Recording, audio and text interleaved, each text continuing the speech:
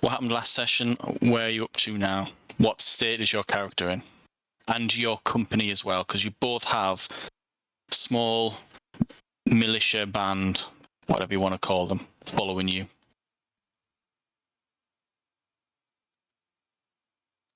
I'm trying to remember where we started off last time. Let's see, we had made it to the top of the bluff, and we were waiting on the other part of our army to meet us. And about half of the opposing army started attacking us before our reinforcements got there. Then they arrived, and we kind of squished that piece of the army.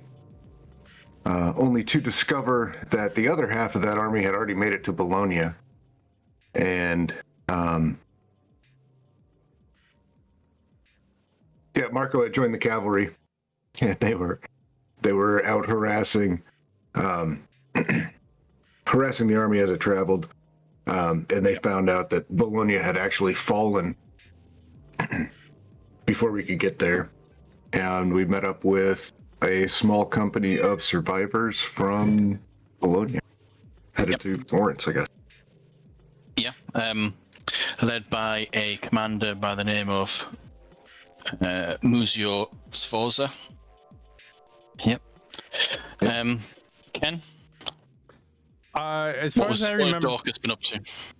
Daucus, we went through a bit of the Severed Soul system to start off the episode, so we kind of developed Daucus's inane magical abilities to become a bear and set things on fire. And then we, as far as I remember, we went to battle with the Duke of Milan, or at least a segment of his forces, holding a bluff that was near the Po River, making it so that we didn't get completely wiped off the earth, because we held the high ground, and for the reinforcements to come and join us. And I thought that was sort of a vital, like if we didn't hold it, then we'd be dead again. Yeah. But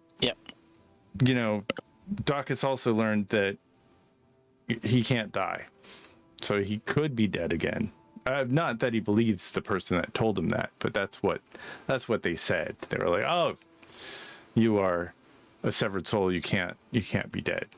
I mean, you might go away for a while, but you'll come back." Yeah, that was Johannes de Terzago, who has also admitted that he is a severed soul. One that's older than you, hasn't said how much older, but he has already demonstrated an unnatural and bloodthirsty ability upon the battlefield, where he'll turn the enemy amongst themselves and turn them into bloodthirsty fiends. So, and I think we also learned that the Duke of Milan, didn't they take Bologna and we were too late in stopping them, or is that you were traveling back with the main group, one of the white captains and Marco headed out to carry the rest of the army, only to discover that Bologna had been taken. So they haven't arrived, they haven't returned, should I say. So you guys in the main group are still on the road towards Bologna. So as far as the story is concerned, you guys have managed to survive the brutal ordeal of constant warfare. You think you've been in 4 battles? Battered, bruised, wounded. So where we left off last session, there's plenty of time of traveling.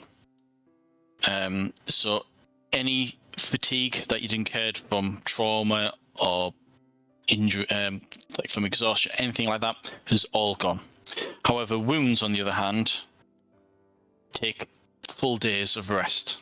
and none of you have had a chance to actually just rest as a patient. You are constantly on the move. You might have 5 or 6 hours to rest, but it's not enough. But within those days, you have ample opportunity to get medical aid.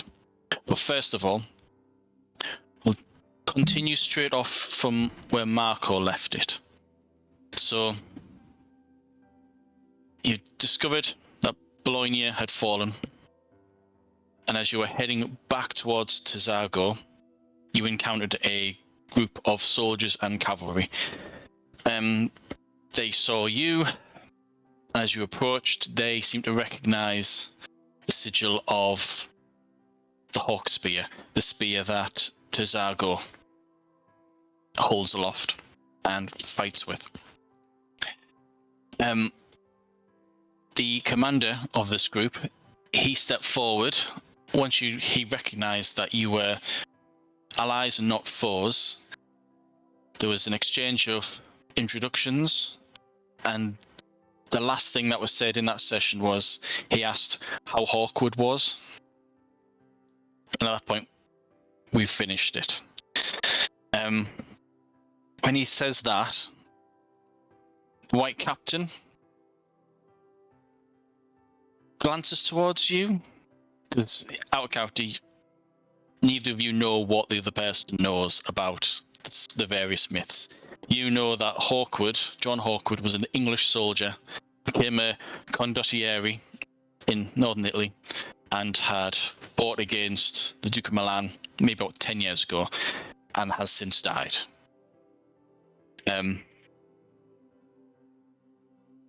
When that question's asked, she kind of hesitantly says, yes, Hawkwood's fine. Let's go. I'll take you to meet him. And then you two and the rest of your cavalry all group together, and you travel almost like side by side, wherever you can, on the road back to Terzago. Is there anything that you want to say to her in the following couple of hours? Anything you want to ask?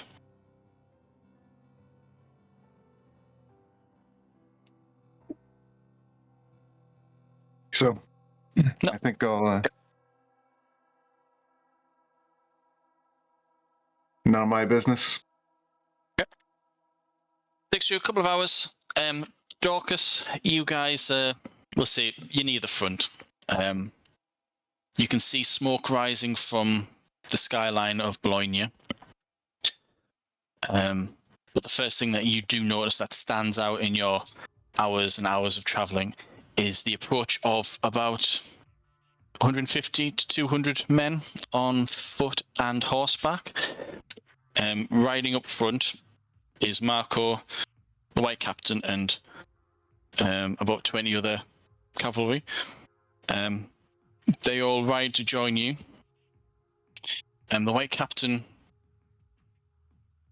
as she's approaching, before she goes into a gallop, she turns to you, Marco, and says, right, come with me. We obviously need to let Terzago know. He will not be happy. So you two ride on.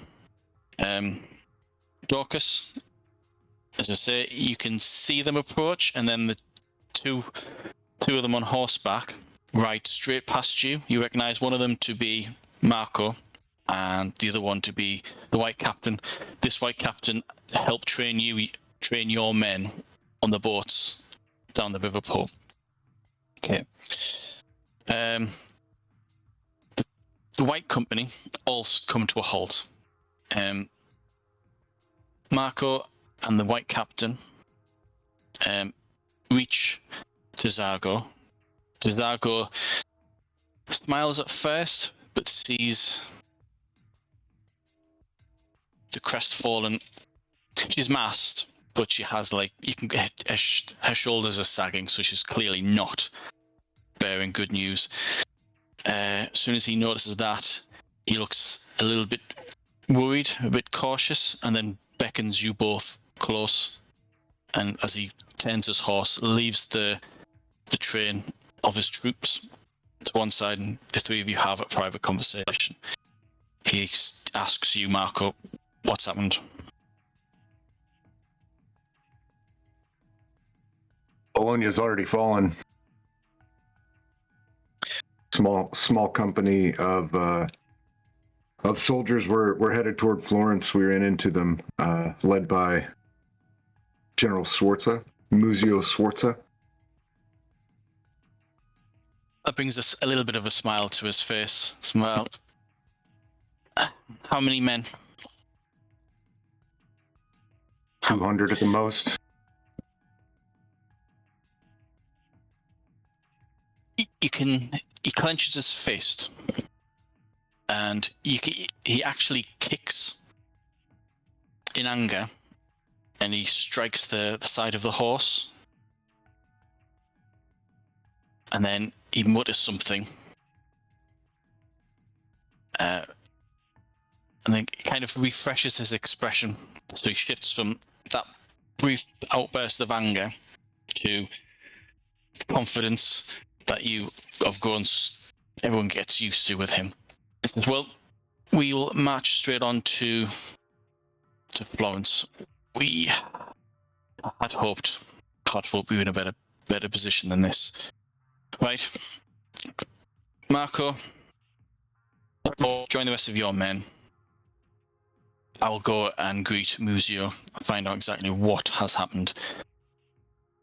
We will continue down this road. There will be a bend. We will head direct south rather than west. There's no point heading to Bologna now. Our only hope at the moment is that we get through the path of the gods before the Viper does. There will also, before we camp for the night, there will be a meeting between the captains, so let Daucus know that his presence will be needed. We will need to discuss strategies and our options. Okay? Okay. Should we dispatch messengers to Florence? Yeah, if you can, yeah. Send your fastest rider. Okay. And that's more to you and the White Captain. Send out maybe 2, just in case. The Viper has sent out scouts. That is his style. He strikes. He strikes early.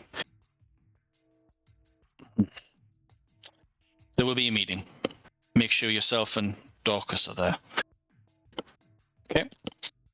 You then join the rest of the train. Your men march just behind Daucus's. So when you rejoin your people, are you keeping the horse? They don't mind you keeping the horse, but it's up to you. Yeah, I'll keep the horse. Okay, sure. Daucus, you see Marco returning to his men who are marching just behind yours.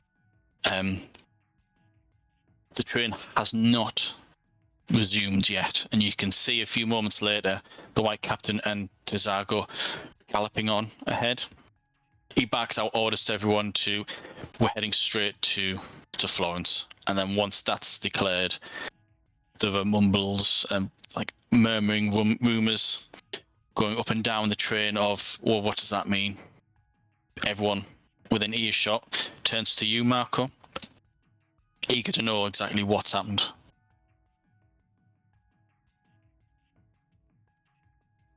Yeah, apparently we are quite a bit behind the Viper.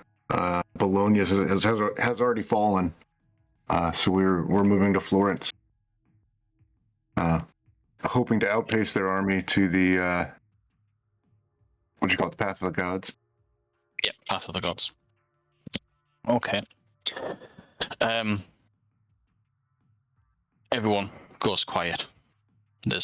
If there was singing and chatting beforehand, it's all gone. And that silence just ripples throughout the whole 200-300 men that you guys have got surviving. So you guys keep on marching. Several hours before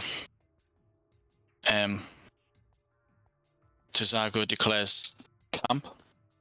In that time, though, you have a chance now to speak to all the reinforcements that came with you. That arrived in the nick of time to save you guys. And there were those that hadn't joined the reinforcements, but they were trailing on behind. Mainly your cousin, Giovanni.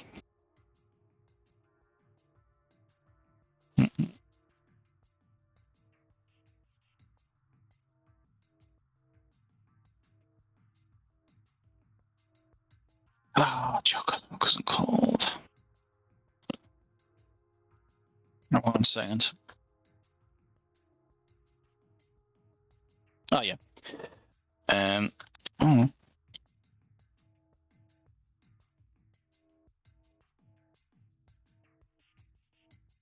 There's your cousin, whose character I cannot find. God damn it. As Giovanni and Epifania. Yeah. Epifania, yeah. For some reason I can't find. Oh, there it was. Yeah, Giovanni de Medici. He's eager to catch up with you, Marco. And then there is also the lady from Florence. Her name is Epifania Fanara. You guys do whatever you want. There were plenty of opportunities for you to meet up with other people. If you want, I can give you a list of all the significant people within the company, or do you guys want to just keep with the army and just keep marching south? It's entirely up to you. I figured we'd just keep marching south. You got a job to do in Florence. That's your home, isn't it, Marco? It is. It is. And so that's why I was thinking the messengers that I sent out. Marco would know who to send them to make sure that an army is gathered and paid for. Yeah. They could be blindsided. I'll talk to Giovanni about that and tell him who I sent to where. Okay. He has no military experience whatsoever. You'd be surprised if he's ever swung a sword. He asks for both yours and yours, Daucus's, your opinion of with Bologna falling, what does this mean? Well, it means that the Duke of Milan, he won the battle. Mm-hmm. That's what it means. It means that he's good at fighting and taking territory and killing people. I know that. This is in a private conversation. There's just him, you two, and Epifania, and he kind of he lowers his voice and says to you, Marco, especially, says, if Bologna has fallen and Florence cannot defend themselves, have we other options? Are certain options too late?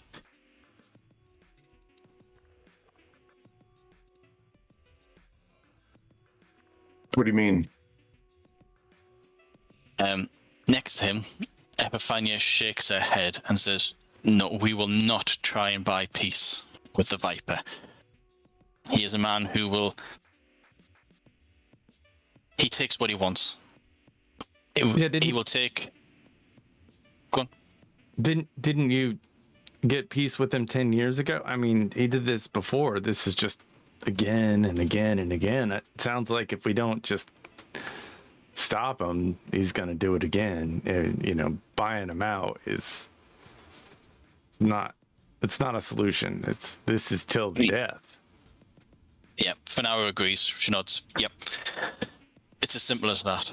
Last time it took the combined forces of Venice, Bologna, Florence. Effectively, the Lombardy League was reformed to stop him. But since Venice were reluctant to send their forces, we are alone. Florence will have to stand. Florence will have to fight. Marco, you can see. Well, actually, no. Both of you can see Giovanni's cheeks redden as embarrassment just flushes his face, and then he goes quiet. Finara continues. All we can hope for is we get there and we fight. And if it means we fight to the end, to the last man, then at least we will be remembered in stories and music and songs. Well, maybe. Historians, victory is kind of told by the winners. So I'm guessing they would describe us as maybe the rebels, if they win.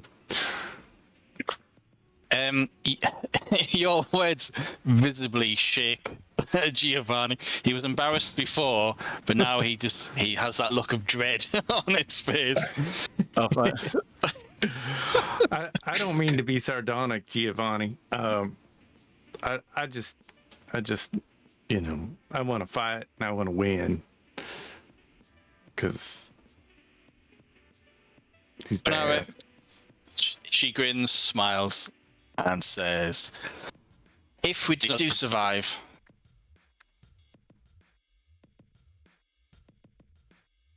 I want to make sure that when the stories are told, that you two will be mentioned.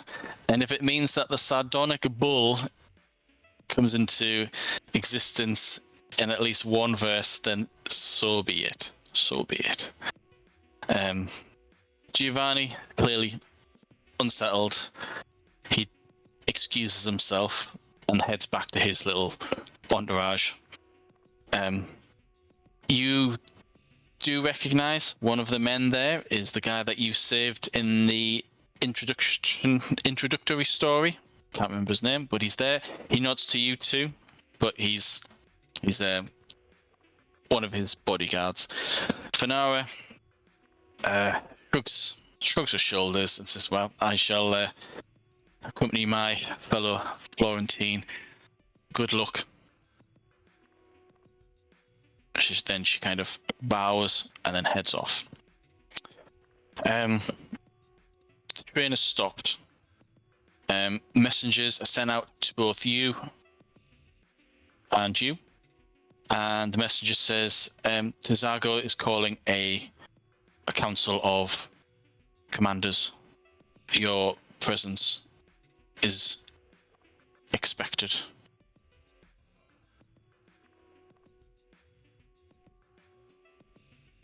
Then nods, Marco, and then I'm going to let you do the talking on this one.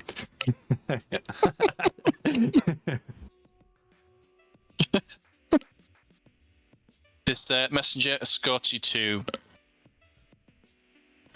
It's a. They've put up the sides of a tent, but not the roof of the tent. It's just simply all closed off. You two are brought in, and you can see there is Terzago, his white captains, and Muzio Sforza. They're all there. When you enter one at a time, you're both introduced. Terzago introduces you to the general of Bologna. Marco, you're introduced as a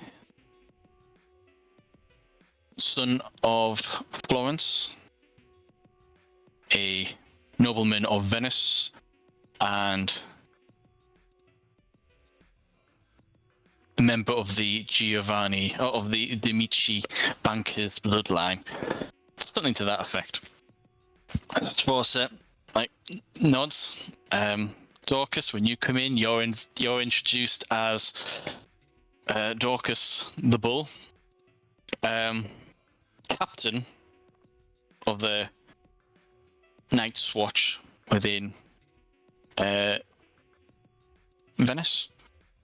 He nods. He goes, well, at least I wasn't expecting. It's good to see that Venice has sent at least one of his men.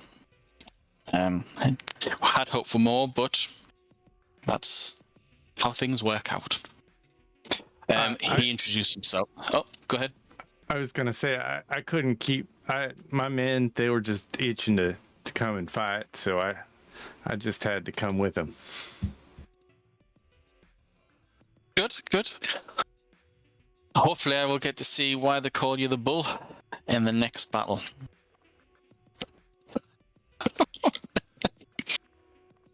Everyone sits down. You've got some wine. You've got some food.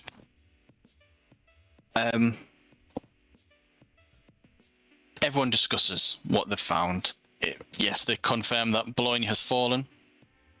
The Milanese troops was led by a commander by the name of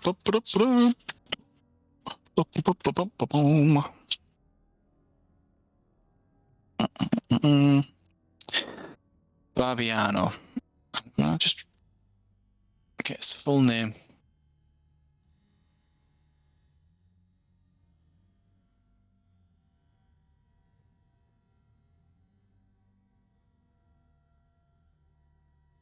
Yeah. Alberico de Barbiano. He is the Duke's general. The Duke himself is a general, but as the head of a city-state, he employs his own general. Once that's raised, you can, from both of you, can I get a attention, perception, surveillance roll, please?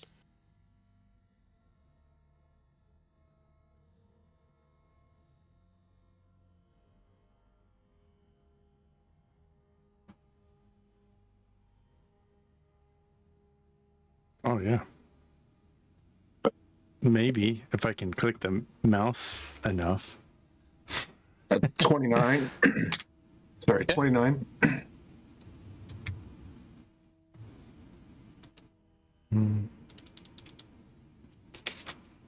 That would be 28. Okay, bye. Both of them competent successes. You both overhear at least one or two of the white captains murmur.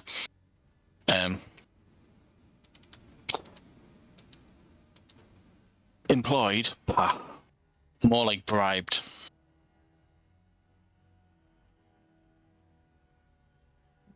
You also hear someone else murmur, imprisoned or enslaved, something like that.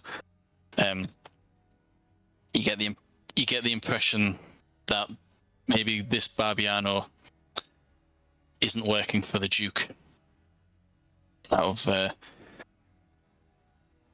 sense of loyalty or anything like that. Terzago then lets Muzio speak. Muzio says there was one notable absence from the battle.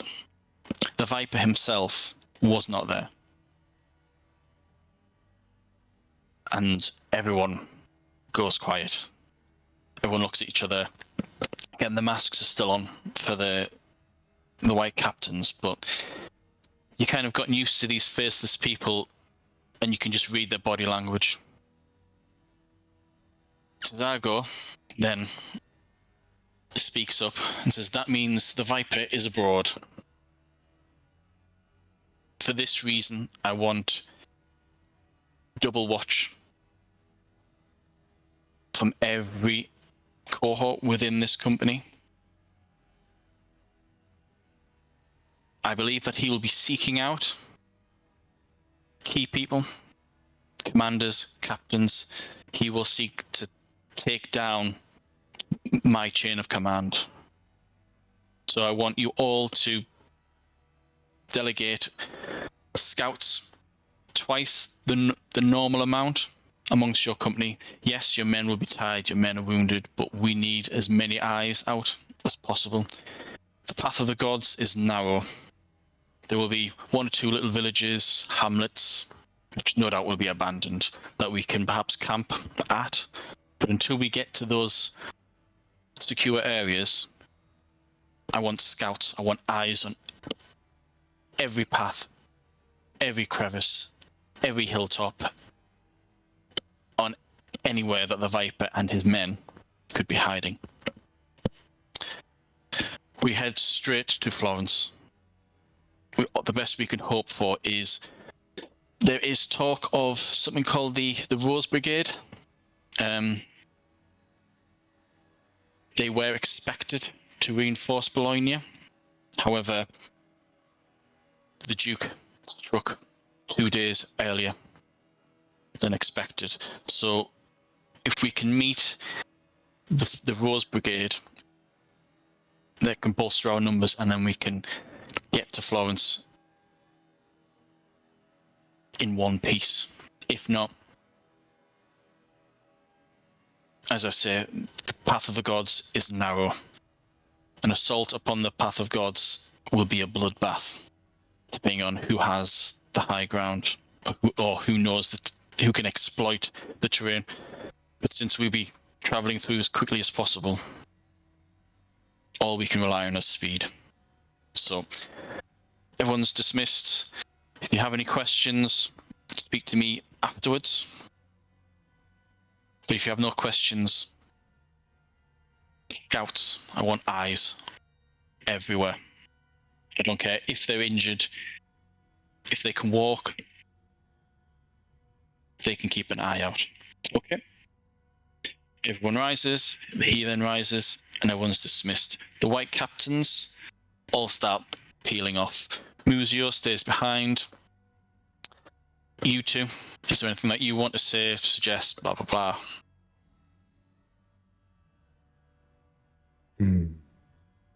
I'm pretty comfortable at night. I'll take. I'm happy to take double shifts.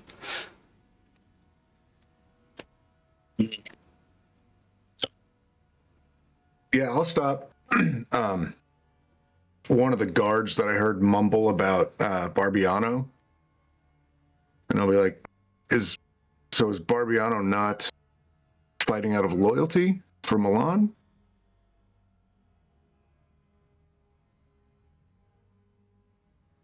Terzago goes to speak.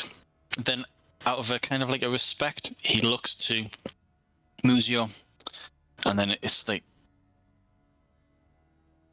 there's kind of like a sadness that goes upon Muzio's face.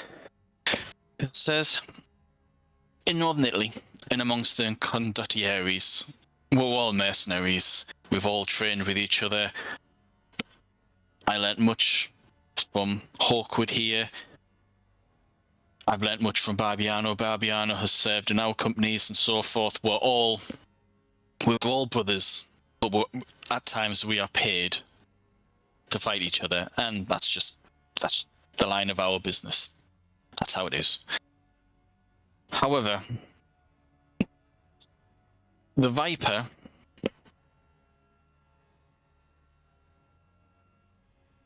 his words are poison. Sometimes he will force someone he deems useful to be in his service, so that they are not the contract's written in blood rather than ink. And unfortunately, as fate has gone, Barbiano is working for someone, and he cannot leave that employ until his contract is complete. And it is not I don't believe it's a contract that he signed willingly. But unfortunately, a contract is a contract. That is the nature of the condottieri.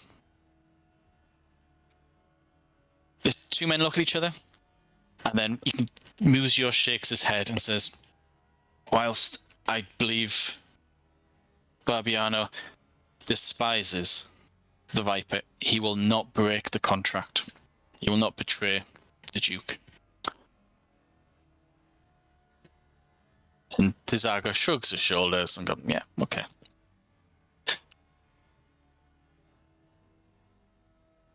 Okay, thank you for the explanation. Go set watch. Okay, no problem. So, you all set camp. Everyone goes and watches. During this time, there's plenty of opportunity for medics to go around, do what they can to help. So, everyone can have one wound seen to. So, for example, if you've got 2 or 3 hit locations with separate wounds, a roll can be made by a medic to try and heal as much of those as possible. So, at the moment, Daucus, how many hit locations have you got wounded? 2. 2. Okay, so I'll do. And are you at any minuses? Are you at -0? No minus. Okay.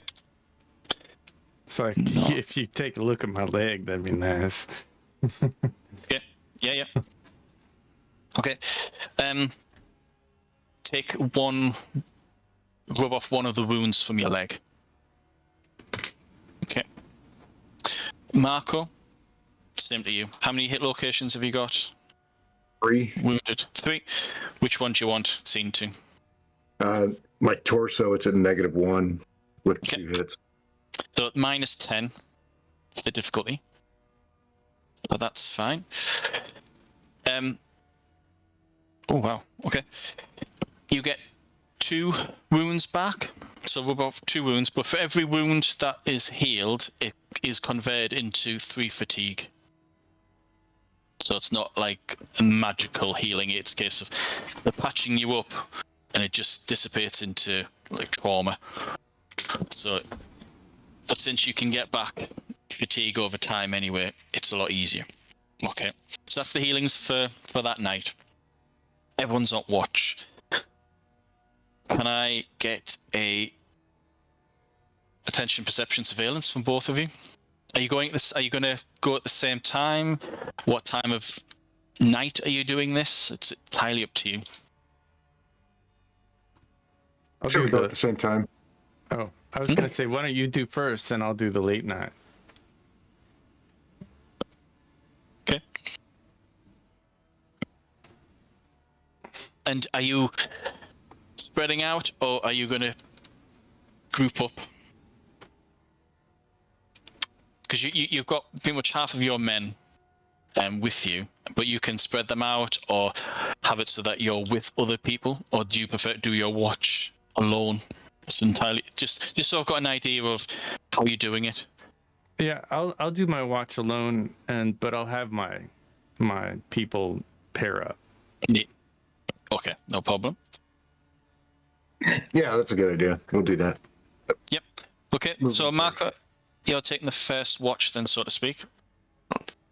Give us your roll.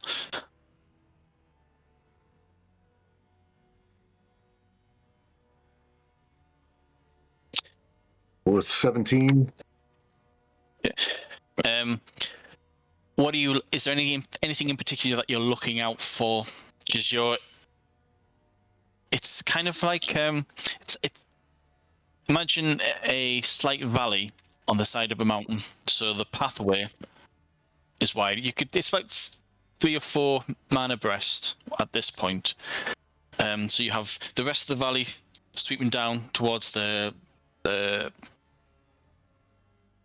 foothills, and then above you to the right, you have the higher mountains. Is there anything in particular that you're looking for, looking at, that sort of thing?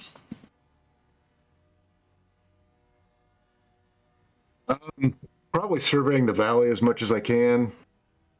Just looking for riders or groups of men.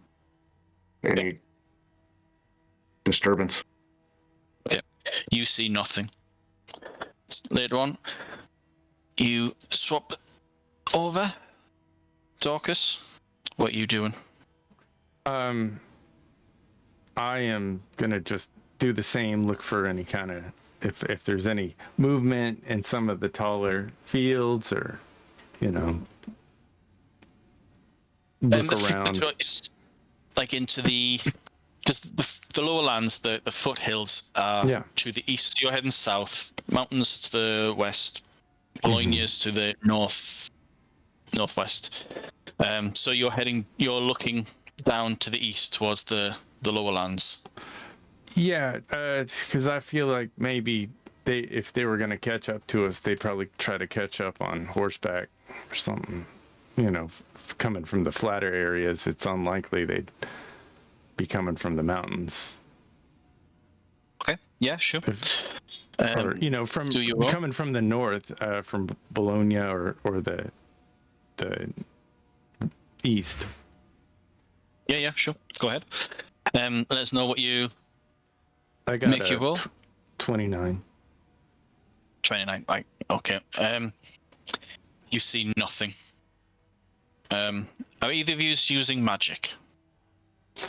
I could use magic if I'm alone, I think. That requires mana, though. Doesn't it? For detection spells, no. They don't cost any mana, but if you want to stretch the parameters, such as make the area bigger, make it go longer, that sort of thing, you can spend 2 mana to buy yourself a parameter point, and the parameter point determines duration. Yeah, kind of towards the end, if I'm not seeing anything or feeling anything, I might spend a couple of mana, see if I get that early morning feel. Sure. Yeah. You can feel the warmth. Spread it out. Use this ability. Yeah. You use this ability without your eyes. This is your soul detecting it. The range,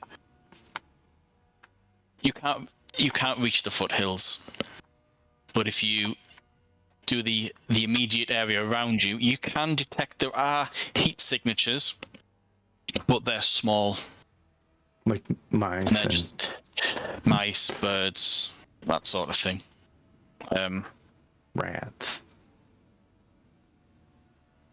By the end of the night, both of you are pretty confident that there's no one following you.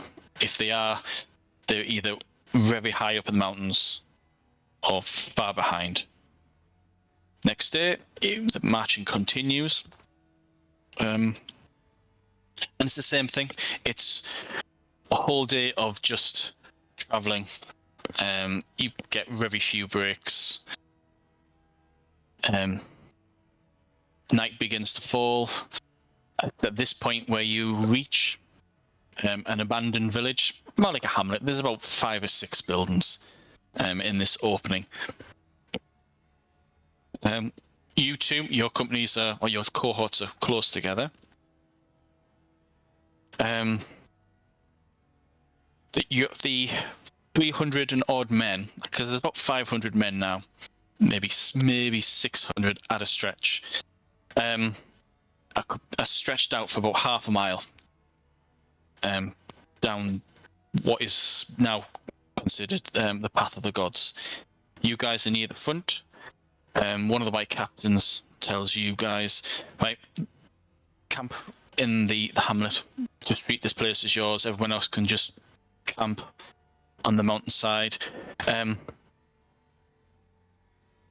If you want to send out men to scout or do it yourselves, go ahead, but treat this hamlet as yours. Make sure it's secure, though, before you start camping. Okay? The white captain then moves back to their men. Then there's you and your 40, 50 men. The hamlet has about, 5 or 6 buildings. Not damaged in any way, just abandoned.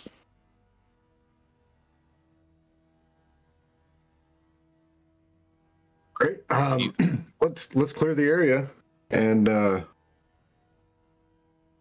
maybe some of these guys can have a bed to sleep in for the night.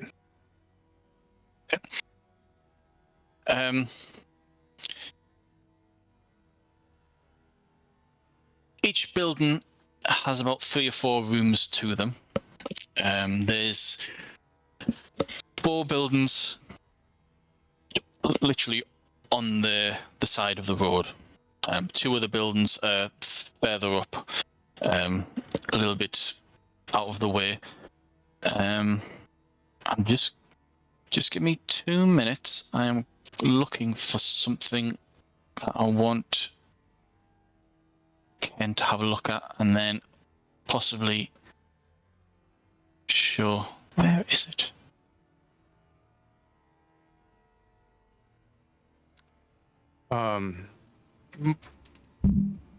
Marco, you think there's enough lodging for everybody? For most of them, but still, Yeah. even rolling out your sleeping kit on the floor inside a house is better than what we've been doing. True. It just seems quiet, almost too quiet. If he moves as fast as he does, you think there's any chance or possibility he's ahead of us?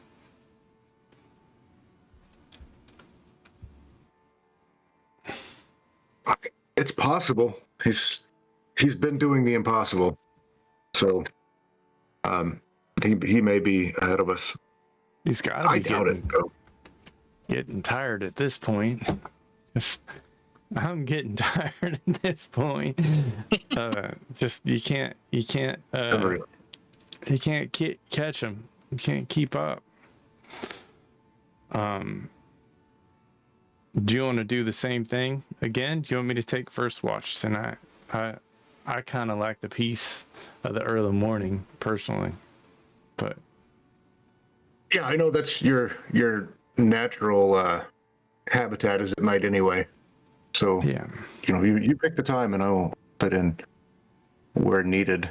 I will ask that picture that's in the stream there, that tower. Is there anything like that around, like a grain tower or anything that we could kind of set up and use like a watchtower? Yeah.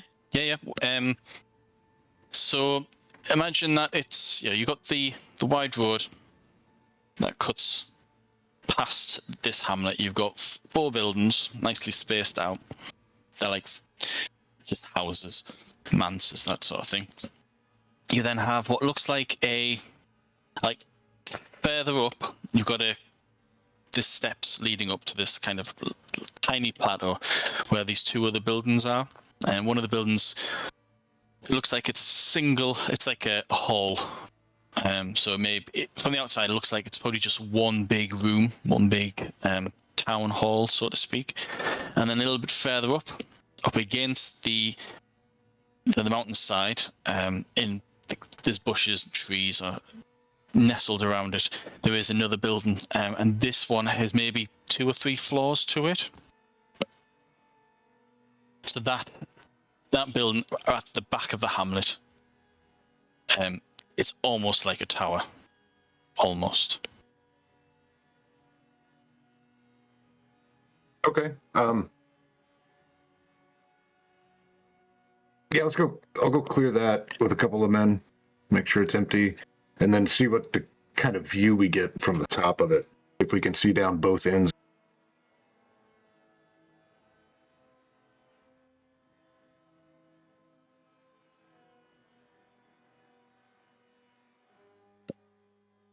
Ken, I've just sent you a message and an image. Just let me know when you can put that up. Okay. How many men are you taking with you, Marco? And Daucus, what is Daucus doing? Are you taking a different building, or are you gonna? Yeah, I'd probably take maybe that other building and secure it. The one that's a bit larger. Okay, no problem. Okay. Marco, how many men are you taking with you? I'll just take 4. Didn't need more than that. What? Okay, so there's 5 of you in total. Brilliant. Are you taking any of the men that you've took with you in the past, like Scalvo, so to speak? Yeah. I figured I wrote a name of the skirmisher, the ones I took skirmishing. So there's Nico, Scalvo, Amaro, and Mikolo. Right, brilliant. Okay. You get to the door of the tower. I'll call it a tower. It's not really a tower, but just for clarity, it's the tower from now on. You get to the door. It's locked. You can see that there's windows later, like on either side.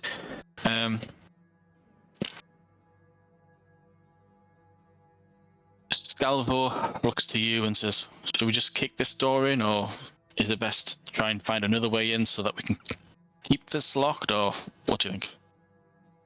Yeah, let's see if we can get in some of the windows. Check them first. Yeah, sure. Okay. The 5 of you spread out. You look around the building.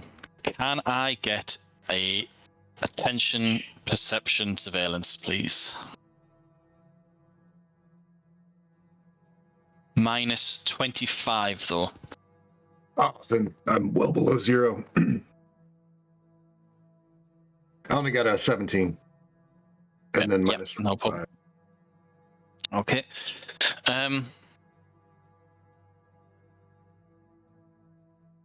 There's Vito, or was it Vito or Nito?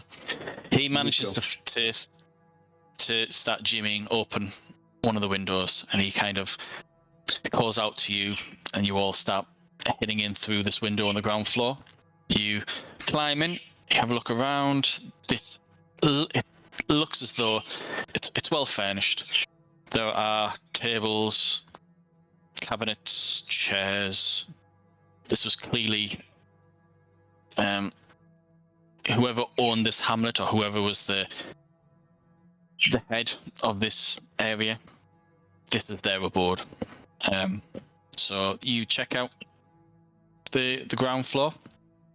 You see nothing. There is nothing down here whatsoever. All the other windows are firmly locked. The front door, double doors, they are locked. There's no bar or anything like that. There's just a really big, chunky looking lock securing that front door. As you go upstairs, it splits into 2. And there is a series of doors. There's like 3 doors, one in front of you, one to the left, one to the right. And then as you kind of looking around a bit further, you can see that there's a 4th door in the far left corner behind you.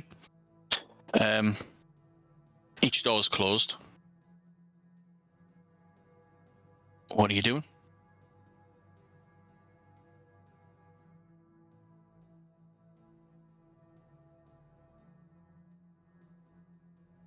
I'll go ahead and shout out, "Hey, anyone home? Anyone here? Anybody stay behind?"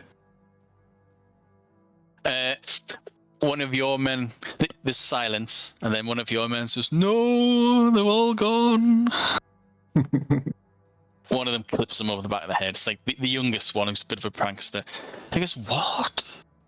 No one here? Who on their right mind would be here when the Duke's marching through, pillaging, killing everyone?" Well, Up the stairs. Yeah. So we'll just go. We'll start on the left, the door on the left, and go around in a circle. Okay. You all stick together or spread out? Or split up, should I say?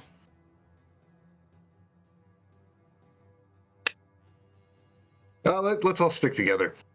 Go room to room. Sure, no problem. Okay. So, imagine stairs leading up, and then there's kind of like a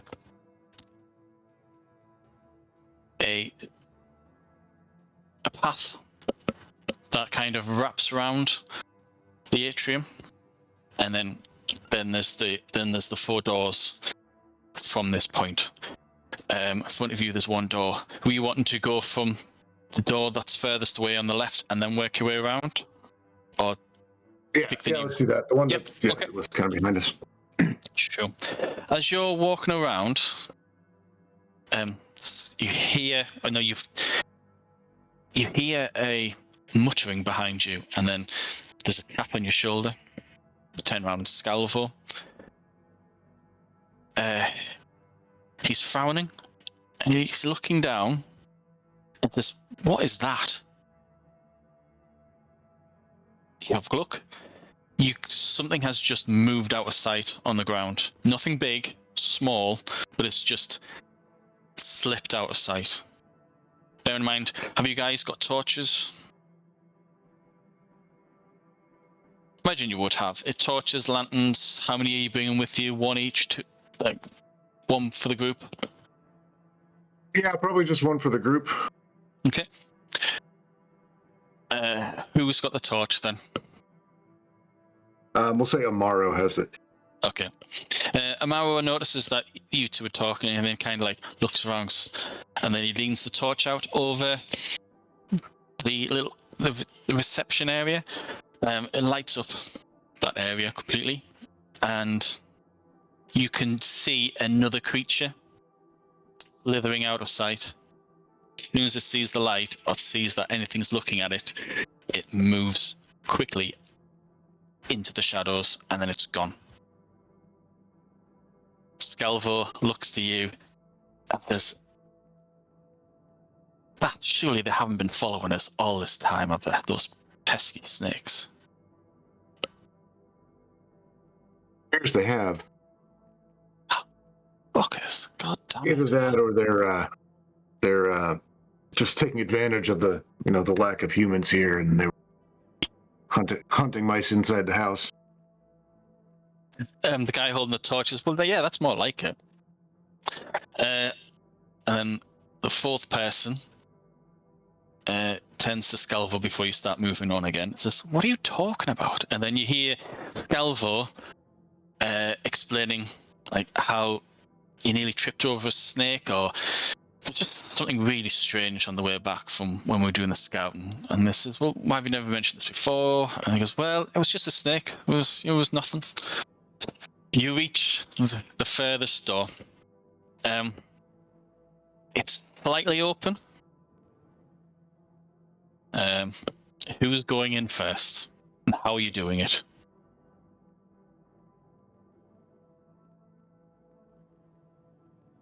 I'll have Amaro come up next to me to hold the lantern up, and then I'll just walk up, push the door open with my rapier in my hand. Okay. So there's you, Amaro, and then there's 3 other men. The last man, he's next to the other door. So when you came up the stairs, there was 1 in front, 1 on the right, 1 immediately on the left, and then there's 1 to the back. So you've kind of walked around this landing to this far corner. The guy, the 5th guy, the guy at the back, he's at the doorway of the room on the first room on the left.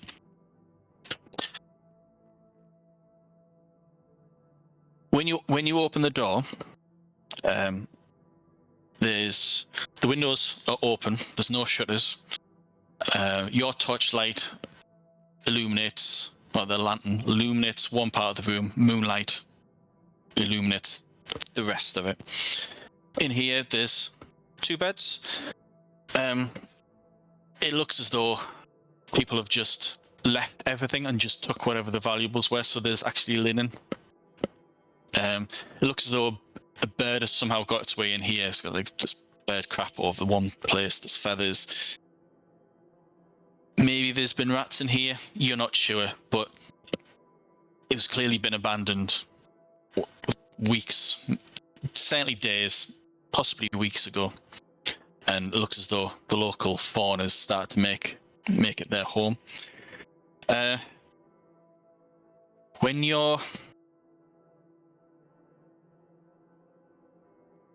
looking around the room, you can hear the guy at the back cry out and curse. Scalvo says, he calls out, says, "What the hell?" And you can hear him and another set of footfall run away from you down the landing.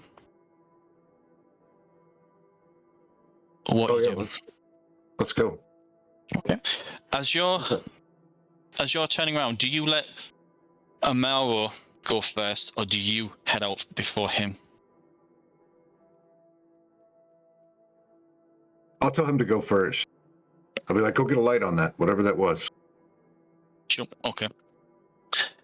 You instruct him to do that. He says, "Yeah, okay." He was the one that did the prank. He's kind of the youngest of the group. He's clearly, whatever's going on, it's clear it's getting to him, and he's kind of like, yeah, sure, okay.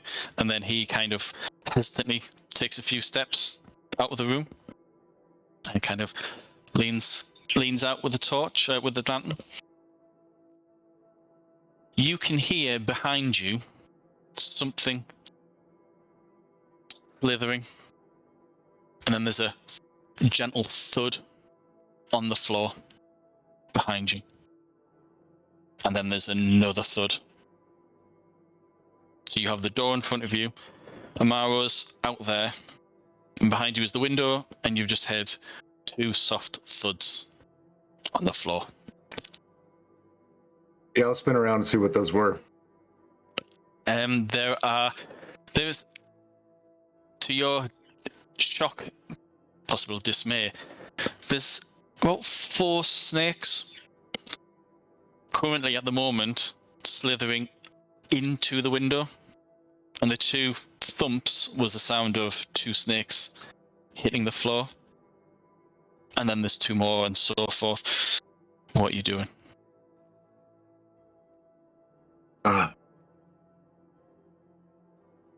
Fuck me, there's a lot of snakes around here.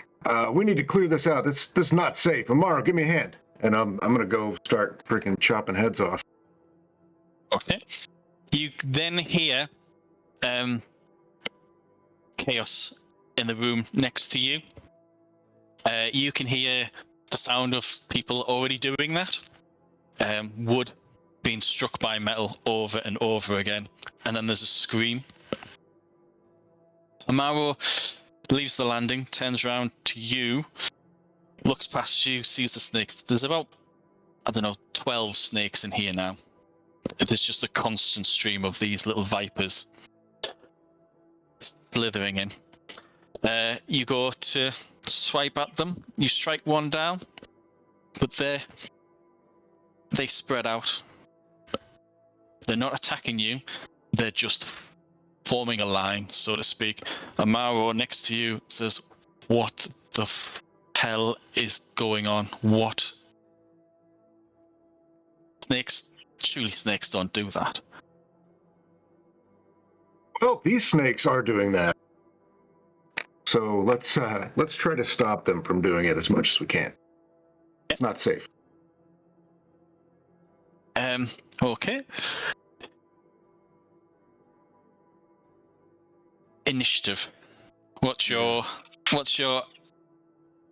acumen? And does your encumbrance exceed your initiative? I don't think it does. No, it's 3. My acumen is 3. And then my armor's all pretty light. Okay, no problem. Okay.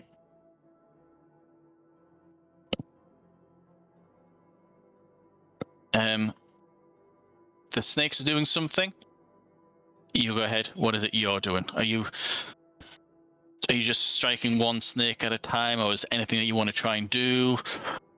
You have a room, a guy with a lantern next to you. What is that? What is your action?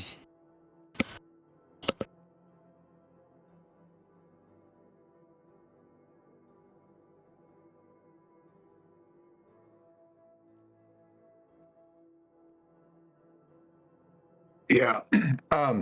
I'm gonna strike one of the snakes, and then I'm gonna tell Amaro, let's back up and try to regroup. If we all work together, we'll be able to kill more snakes. Yep. Okay. Get bit.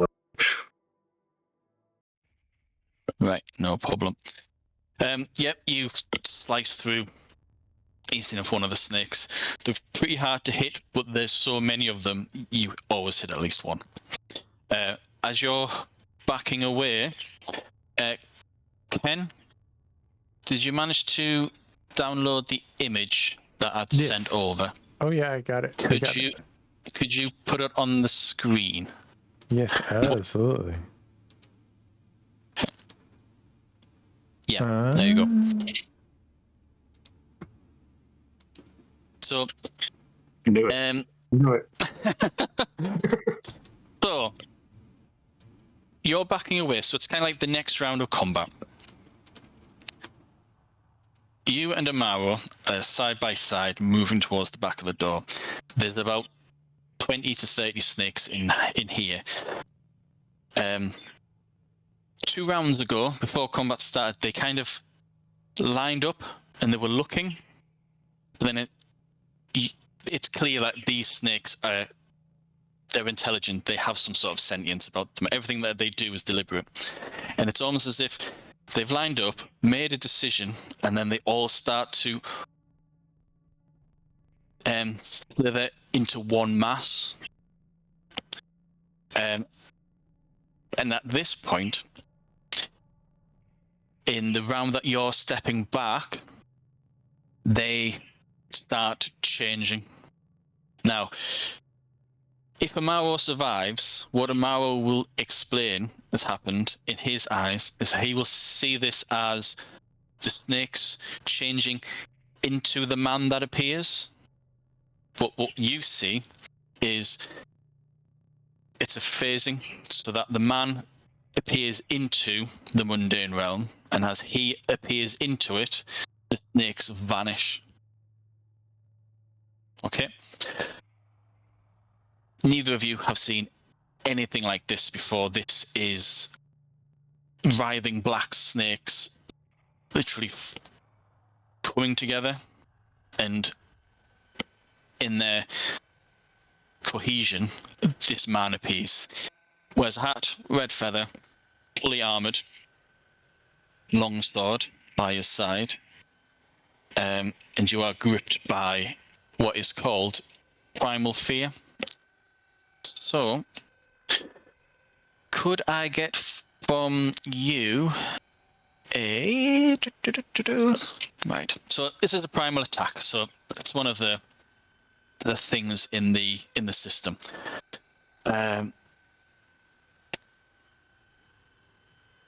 Marco, can I get a composure, empathy, plus emotions roll? Take off 30 from it. But if you can add an attachment, you can... If there is anything linked with what's going on, you can use your attachment. So if the source of this primal attack, this primal fear, for example, if it endangers something that you're attached to, you can apply that attachment as a bonus. So not in this scenario, but for example, if someone was threatening your family and you've got your family as an attachment, that is then added to this roll. So if there is... If there's anything that you could...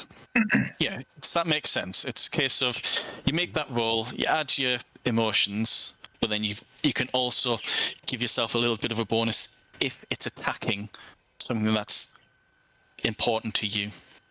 And then you apply the priority that you've given that attachment, if there is one. Because at the moment... I'll go ahead and I'll use the fencing club. That's a 10. It's only a 10, but... Yeah, cool. I'm here with... No problem. And that's, what'd you say, composure, empathy? Yeah, composure, empathy, and then add emotions.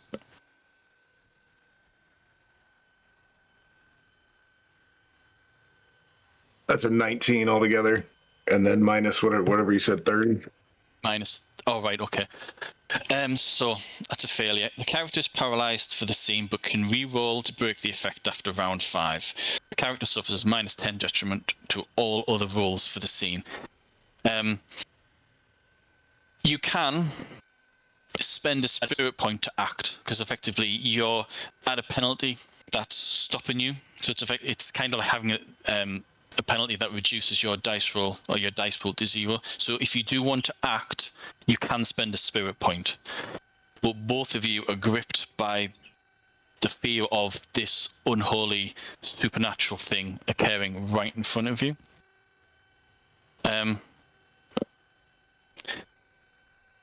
When the following round, when the man has fully formed, he smiles. And he waits, he looks you up and down, smiles. He then looks to Amaro and shakes his head. It's not you.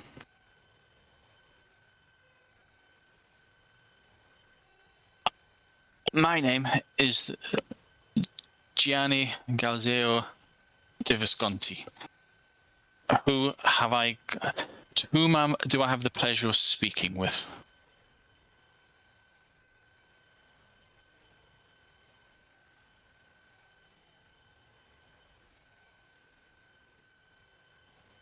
Amaro says nothing. You can talk, but he's absolutely petrified. Okay, sorry, I just wanted to write his name down.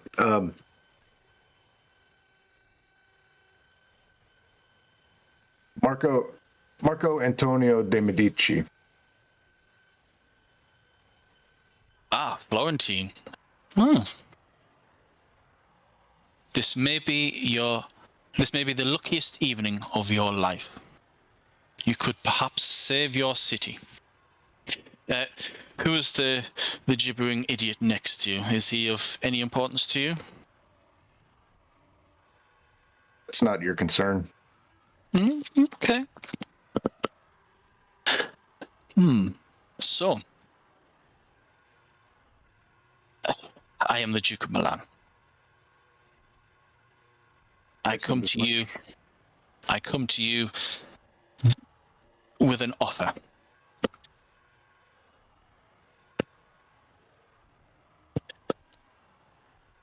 Right. What do you have greed as one of your sins? You know, I had pride down, and I was thinking about that when I redo. If I have to do my red hand sheet, I was thinking about going with greed instead. Okay. I think it would be better if you're okay with no, retconning that. That's fine. But at the moment, what do you have the sin of greed? No. Okay, you're lucky. So what he's going to do, he's going to use one of his abilities. Now this is quite strange. He approaches.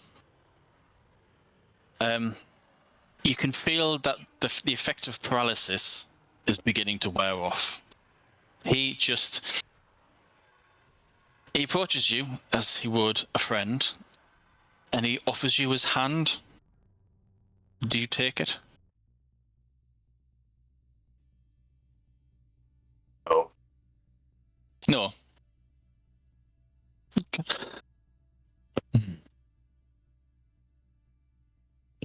He instead steps a little bit closer, pats you on the shoulder, and says, "Fear not. While we speak, I will not violate the customs of the serpent.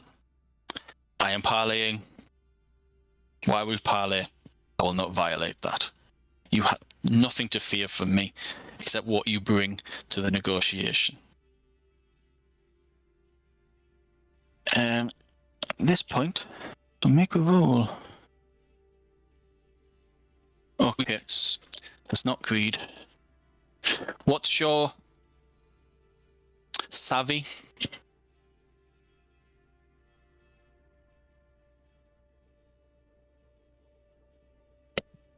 I just have one in savvy. Oh, Mine's minus 5. Minus 5. Minus 5. That's 5.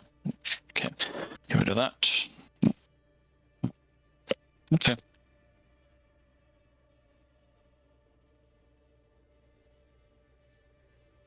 Yeah. I have a proposal for you. Florence is going to fall. But I do not want Florence to be destroyed.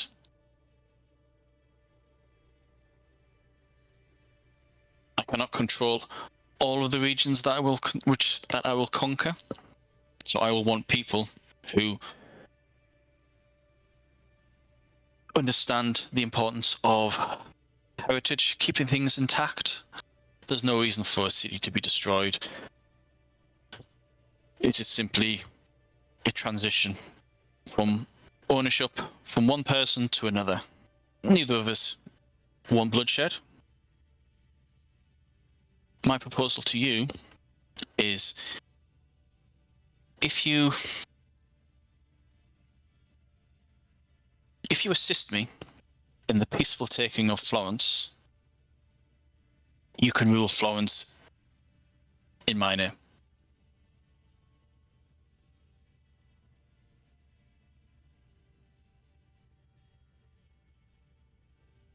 Your family's banking, I will allow you to have license to carry out a business in Milan, in all the lands.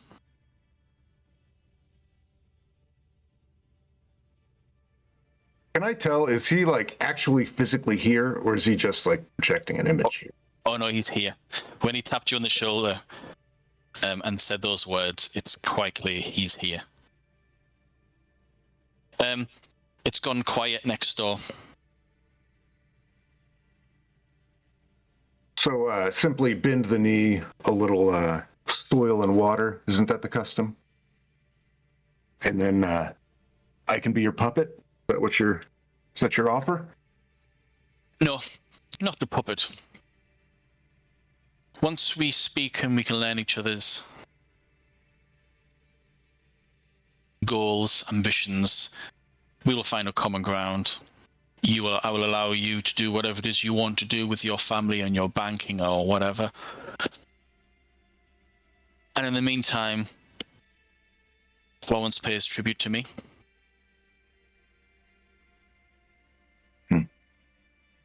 I mean, You haven't dealt with the sons of Florence much, have you? My family, the De Medici. But not every son of the Medici is a red hand. I can take you under my wing.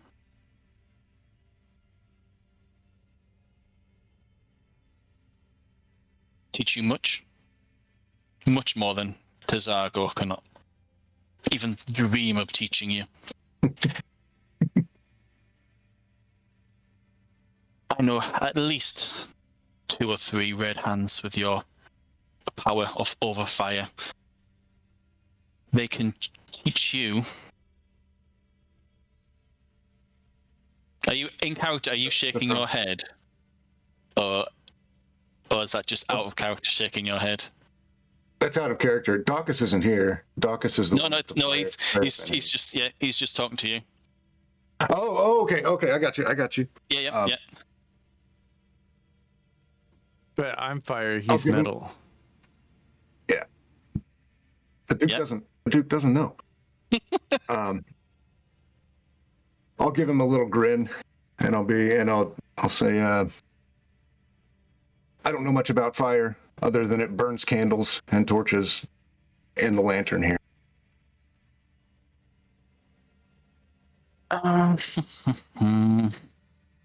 Is there anything that you were hoping to achieve with that rule, with that comment?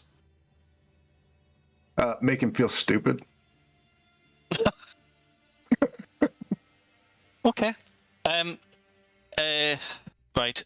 Could I, if that's your intention, could I get a interaction? The rest of it's up to you, really. Could either be Guile provoke. Maybe influence, but I'm not sure which specialty. This is you're trying to get under his skin, aren't you? So Yeah, Guile provoke. that'll work. Yeah, I'll give you +10 because he's just drawn a conclusion. He saw you there heading in the direction that there was a conflagration that appeared later on the way to the camp. So that's the reason why he thinks it's you. That became the bear on fire. So yeah, I'll give you +10. It's 39 then. Jesus. Okay. So okay. Other than making him feel stupid. So it's Guile against his reflection. I just need to check what his reflection will be. I don't think it's going to be high. Take 10 off. 20. Competent success. So in social combat, that means for. Can you explain to me how you want him to react, what you want him to do, that sort of thing? Because he's going to do it for the duration based on the outcome. If that makes sense.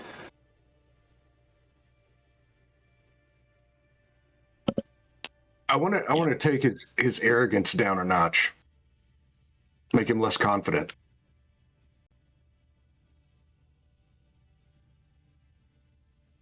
Okay.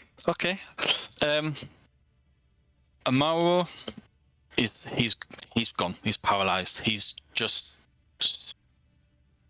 not even looking at anything more. He's just, his eyes are down and he's trying to reconcile what the hell's going on. You're at -10 to any physical things that you do against him. But you're no longer paralyzed because of how he's kind of like broken that part of the effect by interacting with you. So for the whole scene,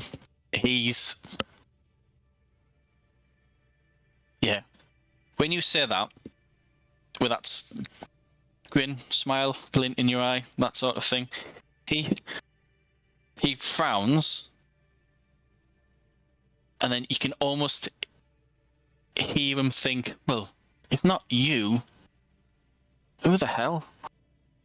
And then he steps back and then watches you as he draws a sword. He's up against the window. You're right next to the doorway. You can hear that there are at least 2 sets of footfalls moving from the room next to you, out of the door, down towards the landing. And they're now calling out for you and Amaro. One of them mentions that Vito's down. He's been bitten.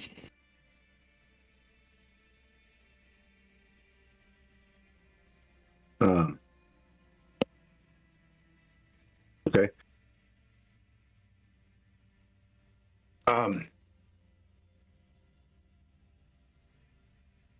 Yeah, I'll just say the sons of Florence don't make deals with demons.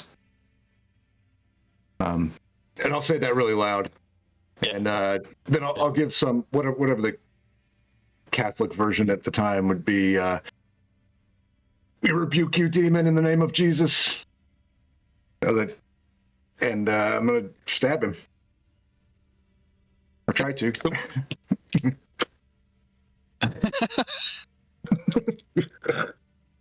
Yeah, I just need to check what he's got. Right, okay. So you're at -10 to everything that you do. Not your defenses aren't at -10. It's just anytime that you roll, knock 10 off. In addition to anything else such as defense. I need to check his strategy.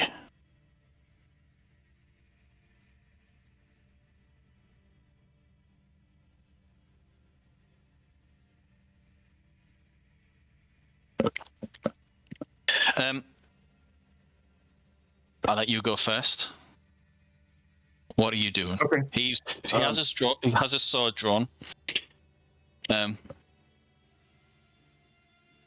Yeah, I'm just going to take the fencing stance and move in and strike at his torso. I got a 31. 31. Okay. 31.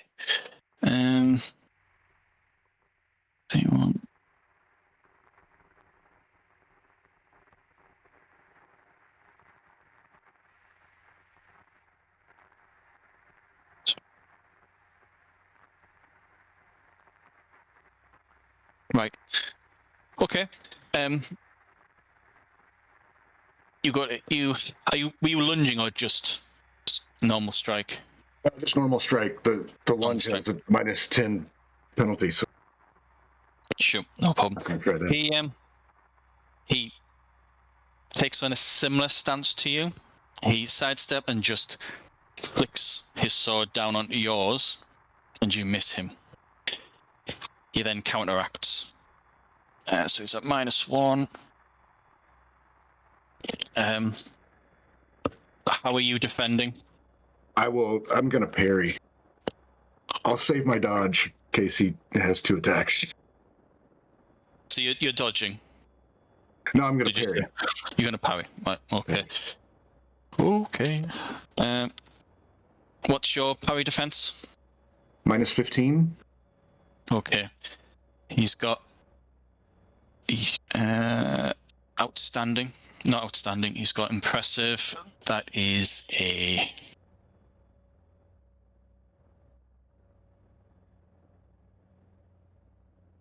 Are you wearing armor? I am. I have a reinforced jacket. It's got a hardness of 1 and a soak of 4. Soak of 4, right. Okay.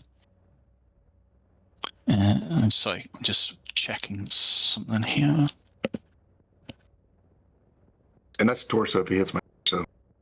I've got bracers and greaves on. That's the only other armor. Right, no problem.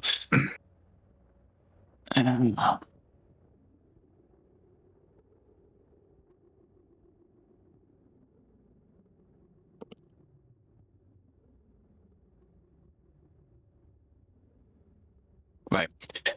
Okay. In a well-rehearsed move, when you swipe or try to stab him with your blade, he lively steps to one side and then strikes down on the blade near the cross handle or the guard. And then, with a flick of his wrists, he then swings the blade round and slams down onto your wrist, forcing you to drop your weapon. He then attacks again.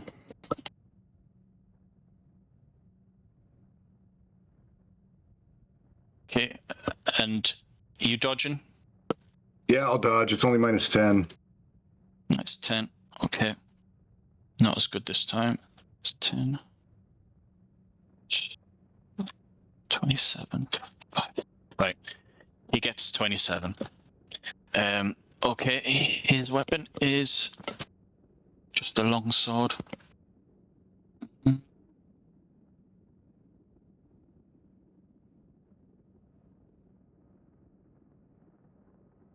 that is speed of 3. Weapon is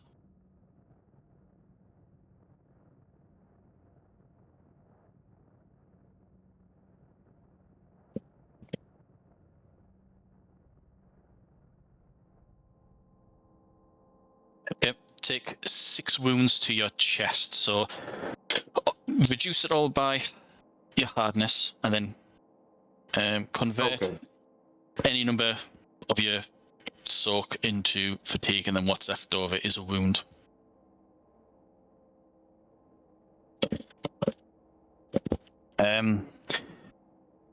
Next round, your 2 other men have now reached the doorway. They're not affected by the primal fear because they didn't see the transformation. but they can see you engaging this mysterious man who, as far as they're concerned, has just appeared out of nowhere, unless he was hiding in this room. What are you doing? You don't have your weapon.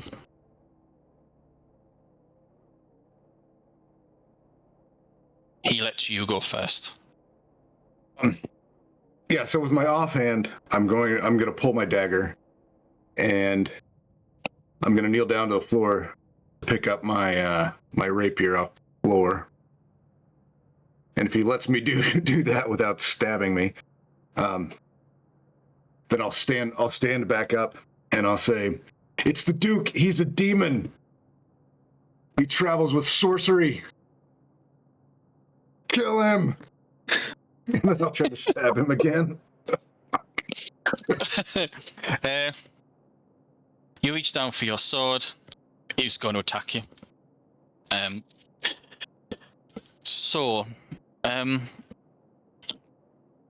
How would I do this? So you can't parry because you don't have your blade, because this is happening simultaneously. You got your dagger. Oh, okay, yeah, sure. The way that he does it is that he wants to separate you from your blade, which is like a couple of feet. So he goes to swing between you and the blade. So you can either, so your options are, you can either try and dodge and roll and grab your sword, or you can hold back and use your blade as a defense. So you can dodge. So you can take the back foot, dodge, and use a blade as your defense, or you can just dodge and roll and try and pick up the sword next round. Well, at the end of this round. That kind of changes things. I want to dodge, and then I want to either try. I'm going to try to stomp on his sword, like when it hits the ground. I'm going to dodge out of the way and try to stomp it to pull it out of his hand. You get my meaning? Does that instead of so are you not going for your sword? Well, the way I see it is like I went to kneel down to grab it, right, and then his sword came down in front of me. Yeah. So I dodged back and then stomped it. Okay, so if that's possible. The sword's a few feet away, so you can't just kneel down to pick it up. You'd have to move towards it, and as you're moving towards it, that's where he will go and like attack you. So he's not putting his sword on the floor. He's trying to stop you from picking up that blade. Okay, yeah, then I'll do the dodge and then dodge and roll, I guess. Okay, sure, no problem. Your roll is 8. Yep. 10. Right, what's your dodge? -10. Okay.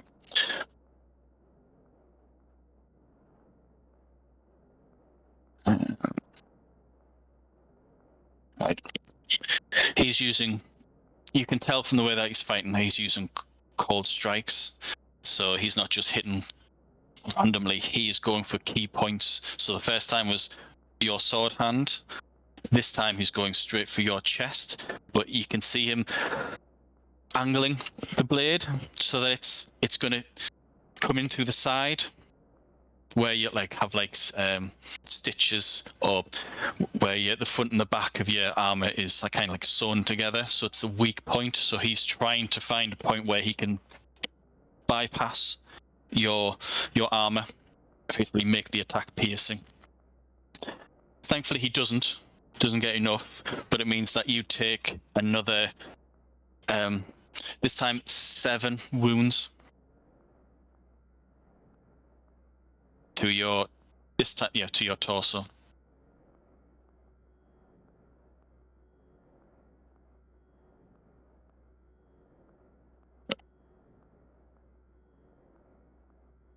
Okay, that has me at -2.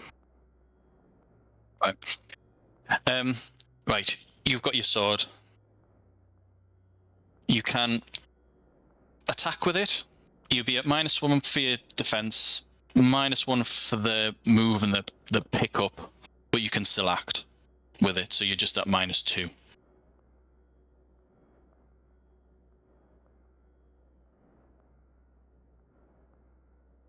And then after you attack, your 2 men can then also attack. Yeah, I'll go ahead and attack. So since my wounds have me at -2 already, then I'm at -4 total. Yeah. Okay. Well,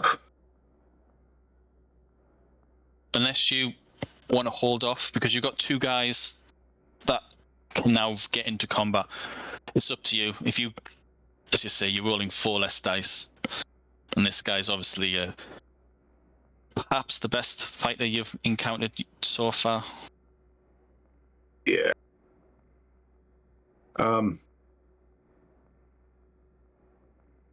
I can spend a spirit point, right? Yep, you can spend a spirit point. Yep. You let me know which one you want to try and which dice pool you're trying to substitute with, and explain how you're using it.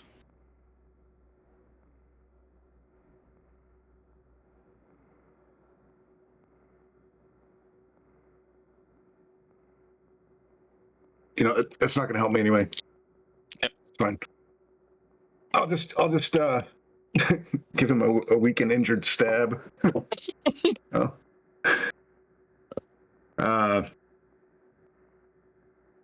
The 25. Yep. He parries. He'll counterattack. So he's at -3. He's got 5 dice. You can now parry, but you can't dodge. You do have twin parry, or just 1 parry? Just 1 parry. So Are you parrying? Yeah, I'll use it. Okay.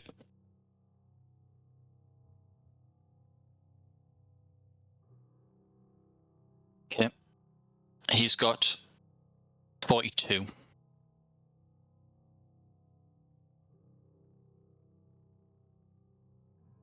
What's your parry? -15. -15. -52. Sorry, 27, so that's 2.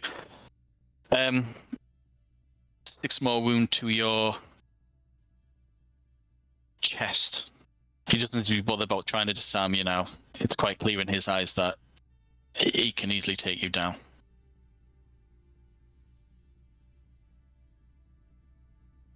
Right. Your 2 men then run up. You're crying out. How loud are you shouting this? Are you saying this just for the benefit of your men, or are you just bellowing for everyone and anyone to hear? The whole hamlet to hear it. Right. Okay. Get these motherfucking snakes out of this motherfucking hamlet. Could I get either presence or interaction, influence, and then chuck on whatever you want? There's no negatives to this. There's no like dice penalties. Just make that roll. I just want to just get an idea of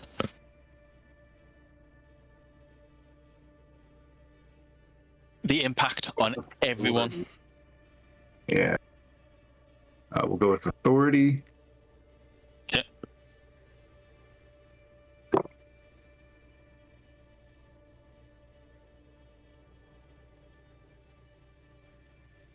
$34. Okay, cool. Right, your 2 men then rush in. Daucus, you're heading out. So you split ways from Marco. Marco's going to continue up towards the tower. You and your men are heading towards the hall. As you're approaching, is there anything that you're looking for? Well, if there are tracks in the mud, or in the mud, or if there's any kind of like footprints, maybe around, and even because I'm a bit paranoid, maybe snake tracks. But who's mentioned snakes, right? Okay. I mean, you just- well, I mean, there's always been like some snakes, you know. Yeah. No, because you've mentioned Daucus has mentioned that to a couple of people, and Terzago's had to tell you, stop telling people that. You're gonna scare the shit out of everyone. Don't say those things. Are you looking for these tracks and signs of activity? Just leading more from the hall activity or around. Just like into the hall, into the. Okay, no problem. You see no tracks. The doors, you can get the doors opened. Big double doors leading into a large room with a kind of like a dais at the end. It's clear that this place is actually sometimes used as a church.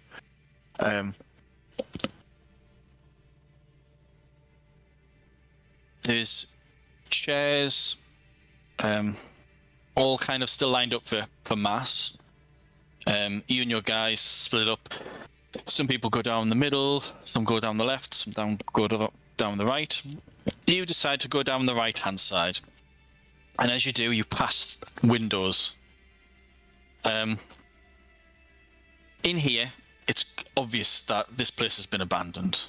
There was no tracks, but then if it's been abandoned for several days, a week, maybe 2 weeks, chances are the tracks will have been washed away with any rain. So there's no activity that you saw leading to the hall. Once you're inside, there's no activity in here either. It's an abandoned hall that's either used as a church or for community meetings, that sort of thing. Can I get? Oh, go ahead.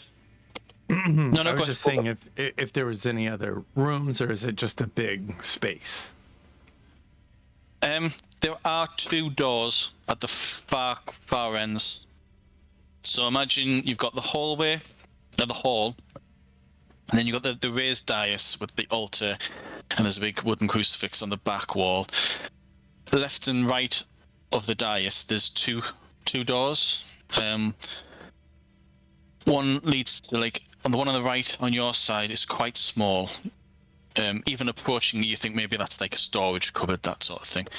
On the left-hand side, it looks as though the walls on either side of this door is quite wide, so maybe that will have a proper room inside of it. Yeah, I mean, what I was kind of worried about was if there was like a whole statch of troops in here. So I'll probably go for the bigger spaces. So I'll go for the bigger doors. Okay, so you cut across into that corner.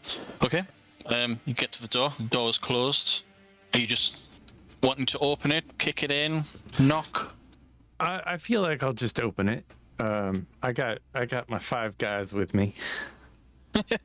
Are you wanting them clustered around you, or do you want them spread out? Yeah, I think we'd all kind of stick together, because I'm expecting like a big troop of people in here. Maybe, it's a big building. Okay, right. What's your initiative? It is a good question. Initiative, isn't it kind of like it's acumen?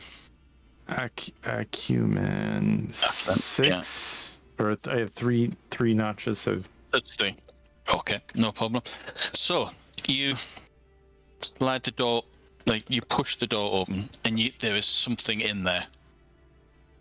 Are you just swinging it open, or are you going to try and do it slow and steady, quiet? No, there is movement in there. I probably wouldn't be too quiet. I'd probably just push it open. Okay. On guard, expecting, I push it open kind of fast, expecting to maybe fight something that's in there. Mason, on the other hand? Yeah. Yeah, cool. Initiative 3. Okay.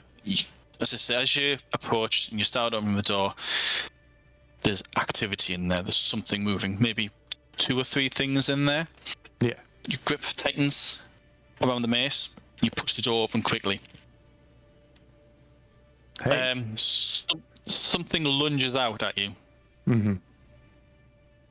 How would you want to dodge? I would dodge it. How would you want to? Do you want to dodge, parry? I'd probably parry it. Is if it was coming at me, I'd probably knock it to the side if I could. Yeah. Because it's dark in there. You've got the lantern behind you, but it's as you open it, the movement's going straight towards your head. Sure. What's your parry? -15. -15. Okay. 15. Okay. You swing and you hit something. The thing that was coming towards you, you step back slightly, swing, and you hear this splattering sound of bones and flesh crunching together. And the bird is whacked and flung to the other side. It didn't even reach the doorway. You've just baseball battered it over to the other room. The other sounds of activity are just the other birds, and they're just now going crazy in that room. I hate birds. One of your men says, "Bloody hell, what's that doing?" So once your adrenaline sets down, you've got a splattered bird and one against one wall, and 2 other birds that do you let them out? Or they're just trying to get past you? Yeah, I'll let them out. I'll be like, "Damn birds, Okay. get out of here!" You get. One of your men starts like trying to coax the birds out, and he opens a window. Like, he opens the shutters, that sort of thing. He says, "Captain." Yeah. And he's looking outside, and then he looks back to you, and he repeats it. Daucus, what is that? I don't know. I'll go over there and look. Head out. You head over. You can see the side of the tower, and you can see there are black things falling up onto the first floor, or second floor in America, crawling up towards the window, and then they're slithering into the room. Oh shit. There's about 30, 40. Can I get a attention perception You said 30 or surveillance, 40? please? Oh god. Yes, there's about 30 or 40 of them. Attention, what? Attention perception surveillance. Okay. We got that. We've got the Google Dice is not doing me any favors today. You're not rolling your D20s or anything like that anymore? Yeah, I can't. I couldn't find them. So that is 27. Oh, wow, okay. There's 2 groups. Your companion only noticed 1, but there is a second group. So there's 2 groups of about 20 to 30 snakes. You think they're snakes, slithering up the walls and entering 2 separate windows. What are you doing? I will grab a. Is there a table in this room? There's just mostly chairs. The only thing that's close to a table is an altar. Or something like a big piece of wood or something like something I could squish a lot of snakes with. Well, or maybe like a log where I could roll chair. the snakes. They're on the wall, not on the floor, not on the ground. These snakes are slithering up the wall. Yeah. Okay. And they're not on the ground. But I mean, is there like a log or like a large post? The largest thing you'll find in here is like a chair. A chair. Well, yeah. I'll grab a couple of chairs, and I'm gonna yell at my compatriot to go find the captain and tell no one. You're the captain. No, I mean You're the tell captain. the commander. Tell commander. Who, Marco? I thought you were. Do you mean No. this is encounter? So do you mean? Tell Terzago. Go tell yeah, Terzago there's been an infestation of snakes, but tell nobody else. Or if you see a white captain before that, tell him first. Yeah, okay, right. And then I'll throw a couple of chairs out the window. Is it big enough for me to jump through, or is there a door going that direction? Yeah, you can crawl through. Yeah, I'll throw the chairs out first, and then I'll jump through the window. Yep. No problem. Your guy runs with the message. You climb out of this window after chucking out a couple of chairs. Your men follow suit. There's now 4 of you with 8 chairs. The snakes. There's only about 10 snakes underneath each window that you can see. Oh, I'll hurl the chair at the snakes, trying to. Right. Okay. Could. Which one are you going for? The one on the left or the one on the right?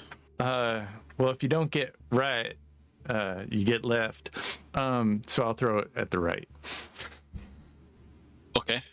Can I have a control thrown? I don't think there's anything applicable for chair as a specialty. We'll just say it's pretty big. I'll give you +5. See, that's what every character sheet should have. A stat for Chair tossing. Yeah, tossing chairs at people. Yeah. Yeah. Control. Actually, no. It's control thrown +5. And what is thrown? Is that a thrown? It's a skill. It's next to unarmed and beneath survival on your character sheet. I don't Bear in have mind. any. Yeah, I don't have it. I got feral, kick, punch, and wrestling, but it's unarmed. It's next to unarmed on the character sheet. You've got Oh, thrown. I see. I have no skill in thrown at all. no problem. So you are just literally picking up a chair and flinging it at the side of a building. I can at the side of a building. Okay, go ahead. Hopefully get 10s. I got 110, and Okay. I got a 9. You only keeping the 10s. So you get 1 success. Oh, nice. Right. Okay. You hit the wall. 4 or 5 snakes knocked off the wall, and they just fly. Well, not fly. They just drop. And then they hit the ground, puzzled and stunned, wondering what the hell just hit them. Your other guys start lobbing chairs, wondering what the hell. Another one at the right, a couple on the left. The remaining snakes then continue to head up into the window. Next round, what are you doing? We better stop them snakes. Is it nighttime or daytime? It's nighttime. It is nighttime. Do any of us have a torch? Because we went in a dark building. Yeah. Got a Is lantern. this building we're throwing at? Is it stone or is it wood or what is it made out of? The ground floor. Half of the ground floor of the foundations is stone, and then above that, onto the first and the second floor, is all wood. All right. Well, I will encourage my men. You do know that this was the building. You do know that this was the building that Marco and his men went into. Yeah, I'll encourage my men to keep throwing, to keep those snakes and maybe I don't know, start a fire or something underneath the snakes to keep them from going in the building. And don't let them bite you. And I'll run in and see if Marco's in there. Yeah. Right. You head round. Marco, did you and your men get that front door open, or? Oh, we left it locked. We were in the window. Okay. Daucus, head to the door. It's locked. Oh shit. Well, I'm gonna kick it open. Right. Okay. Can I get a brawn? Yeah, I'll go for either. Yeah, brawn, athletics, weights. As you're just kicking, slamming your body against it, you're trying to effectively push this door open. All right. That is.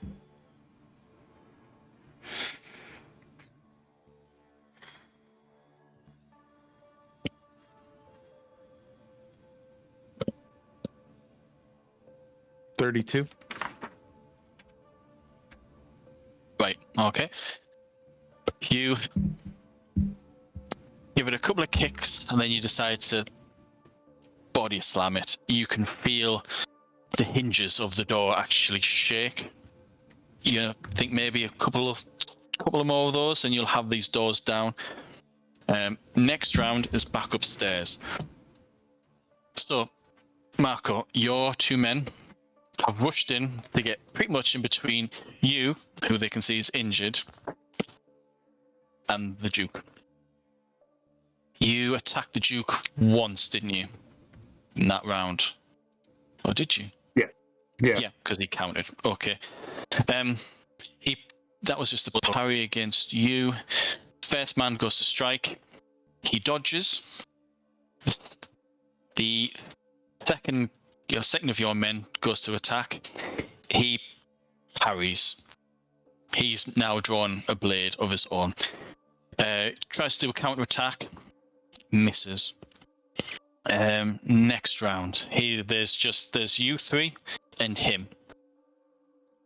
What are you doing?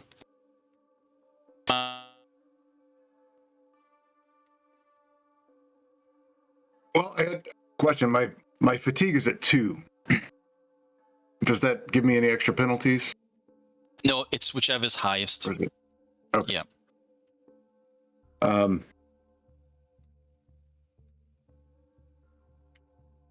Yeah, I want to attack him again. Do I still have those onslaught penalty of 2? No, he's letting you attack first, so you'll have your health penalty, and that's it. Okay.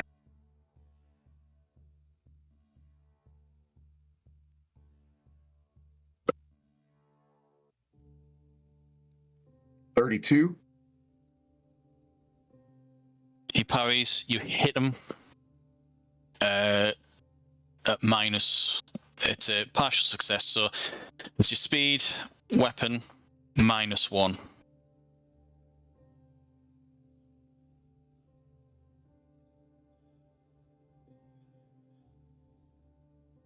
Six wounds. 6 wounds. 6. Okay, let's check what he's got. Right.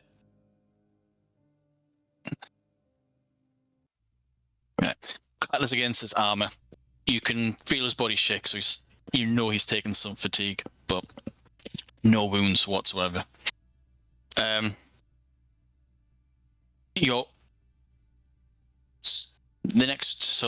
Next one to act is your first guy. He goes to attack. This time, he uses his blade to parry successfully, and then with the long sword, skewers your guy. He slumps back. Blade comes out, punctured lower left ribs. When the blade comes back out, he stumbles down to the ground. Your second guy goes to strike him, and he dodges. And then when it's his attack, he will go for your first man. Alright.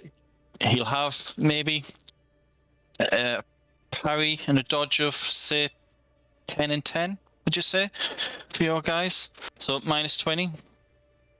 Just only rolling 5 dice.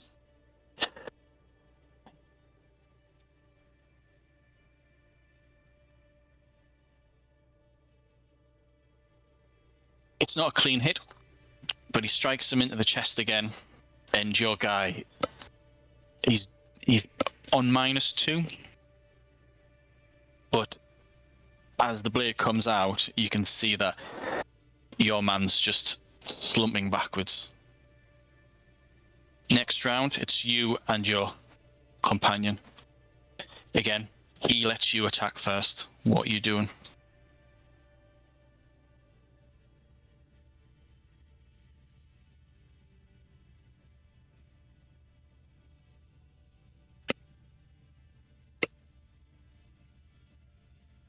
Yeah, I'm just trying to stab him again.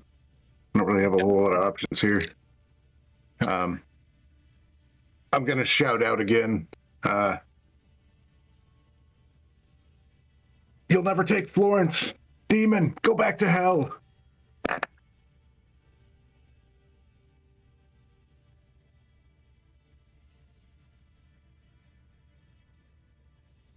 $36. Yep. Okay. You hit him. You take 25 off. You hit him for success of 1. Again, so it's speed, weapon, minus 1, so that's 6. Again, you clatter him in the chest, or was there any particular hit location you were going for? You know what? He's armored all the way, right? Yeah, he is, but armor on the head. Actually, his head's not armored. Okay, As yeah. per that Then, picture. yeah, if I got a competent success, I'll go for the head, yeah. Okay, right.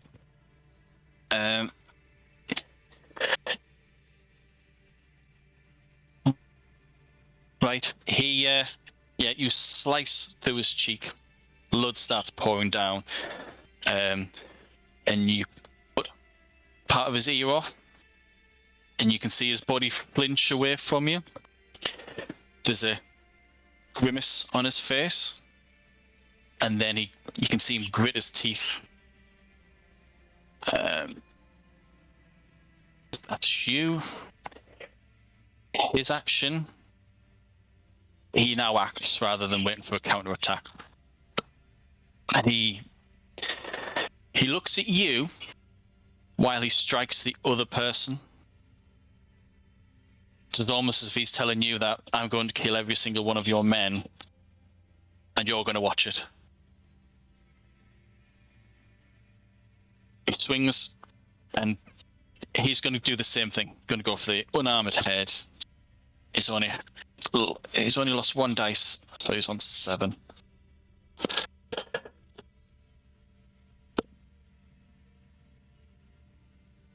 Okay.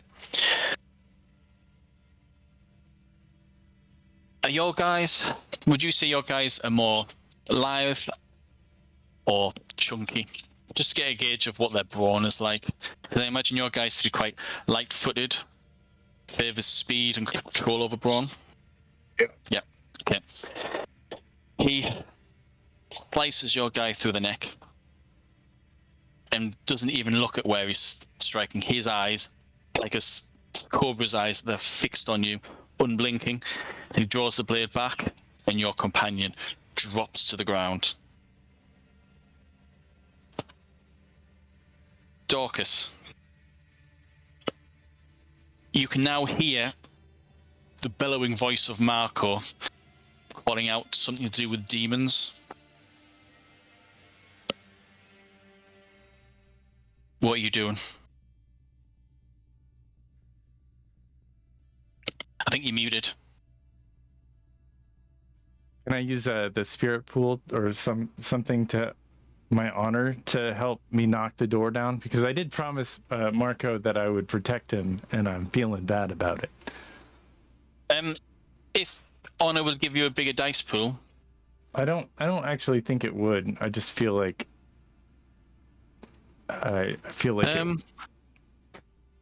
No, it doesn't work like that. It's a case of spirit pool is just for people when they've got next to no dice and they need to do something. So no, it doesn't give you extra dice. Yeah, and are people looking at me? Are there people? There are people around? There were people running around because everyone can now hear the talk of demons. Yeah, and they're running around towards you. They're looking to you as I'm gonna keep banging through the door. Would it be better to kick or use the? I guess probably just keep trying to fucking keep going. Make another roll. Destroy this door. And can I have another? Hope for the best. Another brawn. Yeah, brawn. Another brawn athletics. Wait. All right. Bear with me 1 second.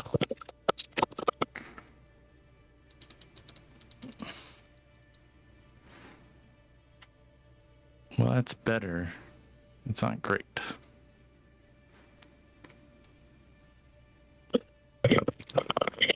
Right, sorry about that. Yeah. And this is what is it?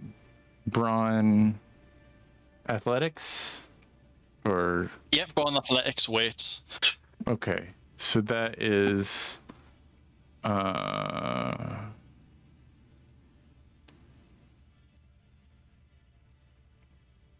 44. Right. One of the other men joins you, and you snap the doors. So they both come off. Both doors come off the hinges, and they just kind of concertinas in front of you and clatters onto the ground.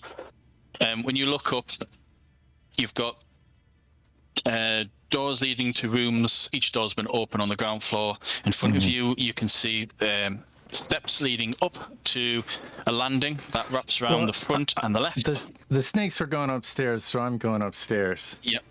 Sure. As you're going up the stairs, you can see the door in front and the door to the right are closed, but on the left-hand side, where there's a landing, a banistered landing, you can see both doors are open.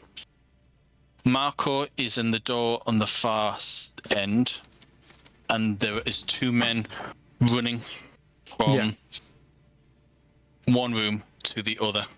I'm gonna run to where Marco is. Okay, you leg it up the stairs, turn left, head to the corner.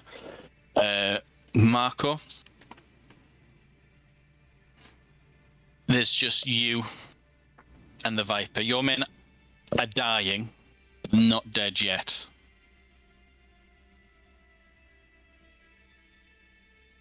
Oh, what are you doing?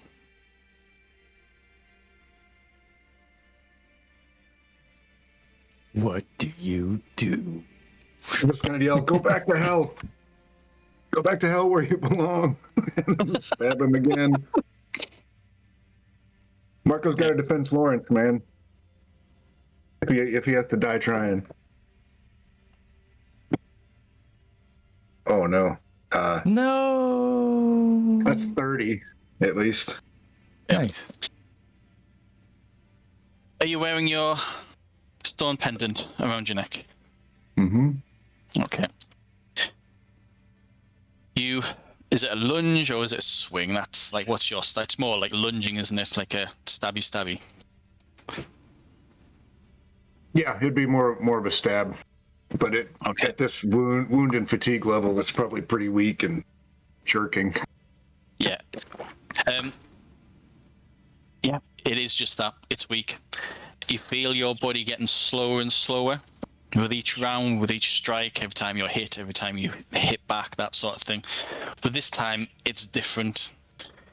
You can feel the clothes around you are slowly dissolving away and spreading from your chest, from your heart. There is a cold, clammy feeling that you've felt before. And you can see it, you can feel it, you can't quite see it, but you can feel it spreading from your chest in every direction.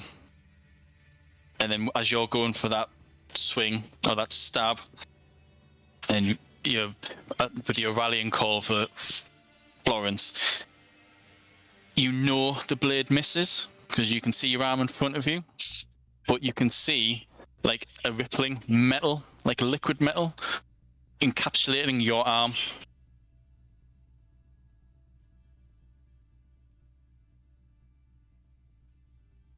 You miss.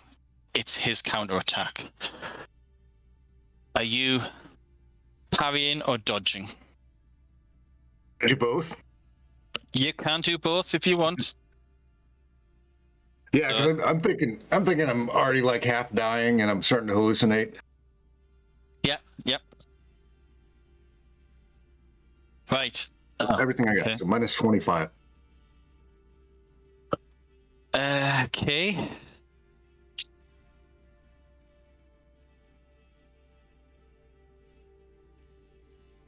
Okay. Right. Can I get from you, while this is happening, can I get a perception, attention, empathy, emotions roll? Because are you watching him as well as... Yeah. Like not just how he's moving his body, but you looking at his expression as well.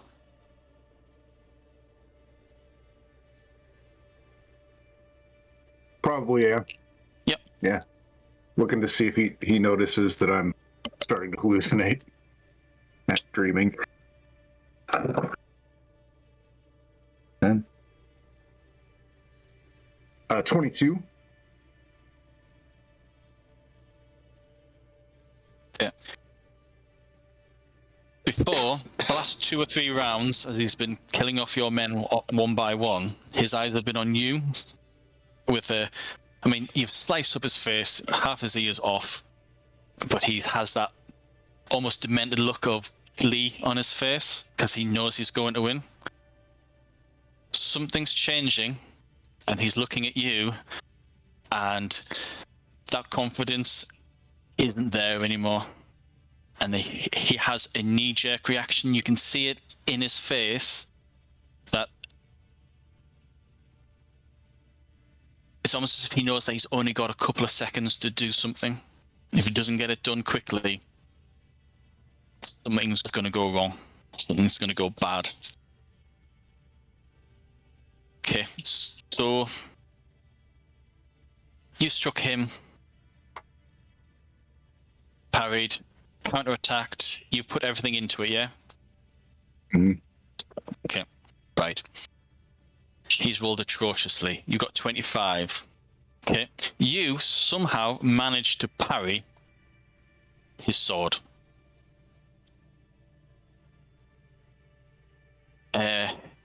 He's taken aback by that.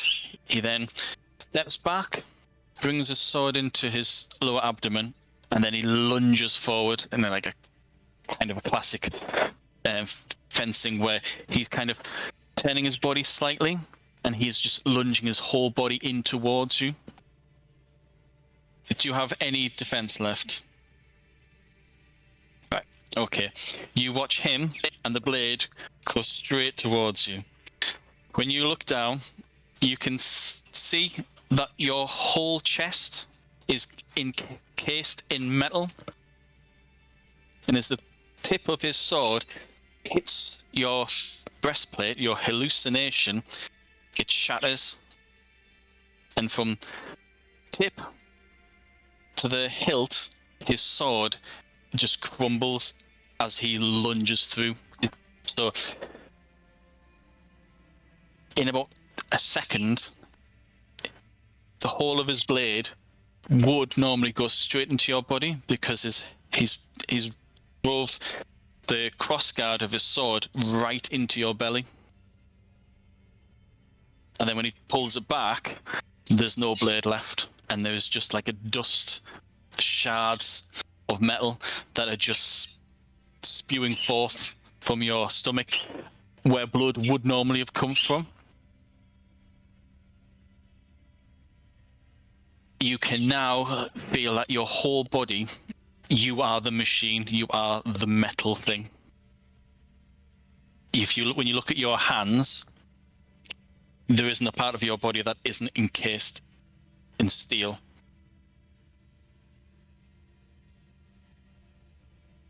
You've now awakened. So similar to Daucus, your avatar is at its highest peak. It's something that's beyond what you can do at the moment or the next day when you come back to your senses. But you also have a control of metal.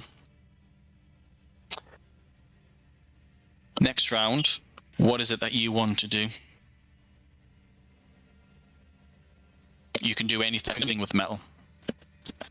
Your armor, as you can see, is impregnable.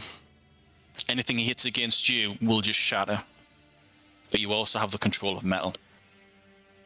You are now fully aware that you have access to the mana, the very being, the things that make up this universe and the two accompanying universes. They're at your fingertips. What is it you want to do? Okay, yeah. So he thinks he just got run through and he's dead, and this is the afterlife. So, okay, right. He's just gonna reach out and touch the breastplate on the Duke, and Okay. he's just going to imagine his whole armor, because it looks like it did in the picture, right? He's got like much plate, full plate. Mm-hmm. He's going to imagine it being crushed like a tin can, just crumpling up. Yeah. Okay, you just need to touch him. Can I get a... You have got no penalties. Can I get a control? Do you have any unarmed? No, I don't have anything unarmed. Okay. I'll give you a bonus of 25. And if you get, and just roll, you don't keep any, but you've got 10s, but you've got plus 25. Okay, yeah, come on, 10. Not a single one. Okay. Right. You reach forward, and your gauntleted hand grasps at nothing.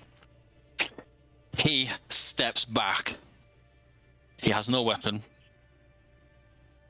There is just fear on his face. However, when you grab, like, you've reached forward, you've missed him, and you've grasped air, but you can feel that. Imagine that every part of his armor is one of your digits, so that you can feel the essence of his breastplate in your thumb, his arms in your other fingers, and his legs, so that as you grip hold, as you form that fist, you can see his armor beginning to twist. His breastplate begins to bend inwards, and you can hear bones crack. His arms are just bent inwards, and his legs, one of his legs is snapped forward, and he slumps to the ground. He screams in pain. In that round, you went first. He's doing something. He dodges. He's doing something. What are you doing?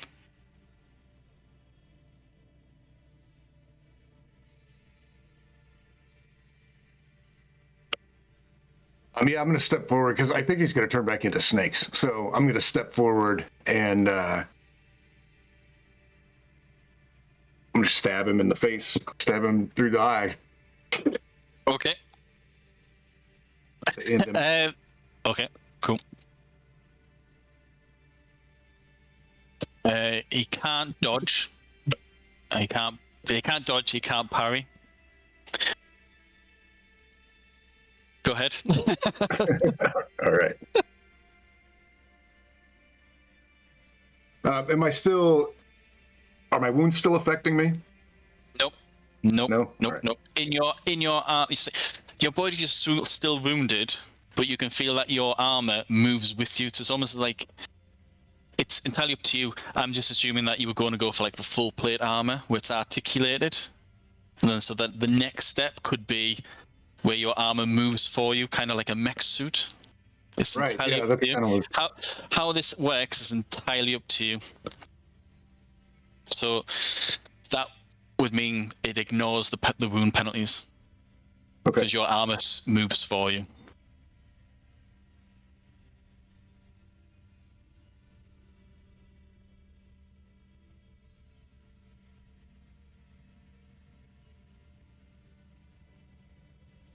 $49.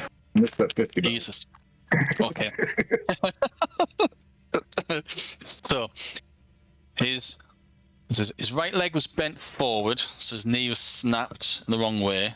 He'd slumped down. You can see his chest slowly being crushed. His arms have been brought in so he can't do anything. And he's dropped down to one knee. So you drive your sword downwards into his face, into his head. Sure enough, blade hits him in the forehead and slides straight through. As it's sliding through, it slices open one of the vipers, and where his body was, it starts spilling into snakes.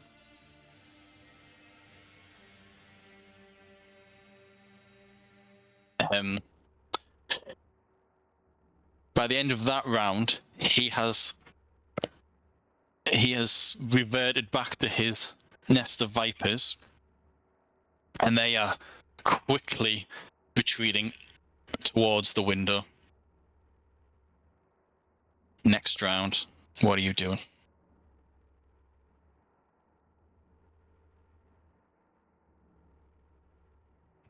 Am I there? You are at the doorway. Yes, so you're at the doorway. What you can see is, with his back turned to you, is Marco in perhaps the most.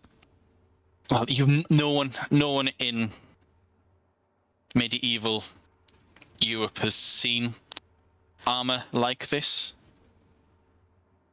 It's his entire body. Would you have a helmet? Me? Yes. No, Marco. Actually, Marco, this is the armor that your character will get if he focuses on it for centuries. What does the armor look like?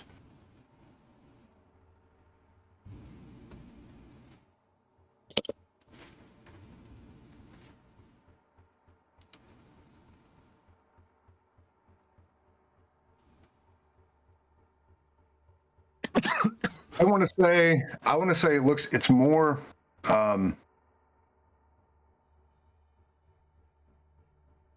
it just looks like liquid metal, like the liquid metal Terminator.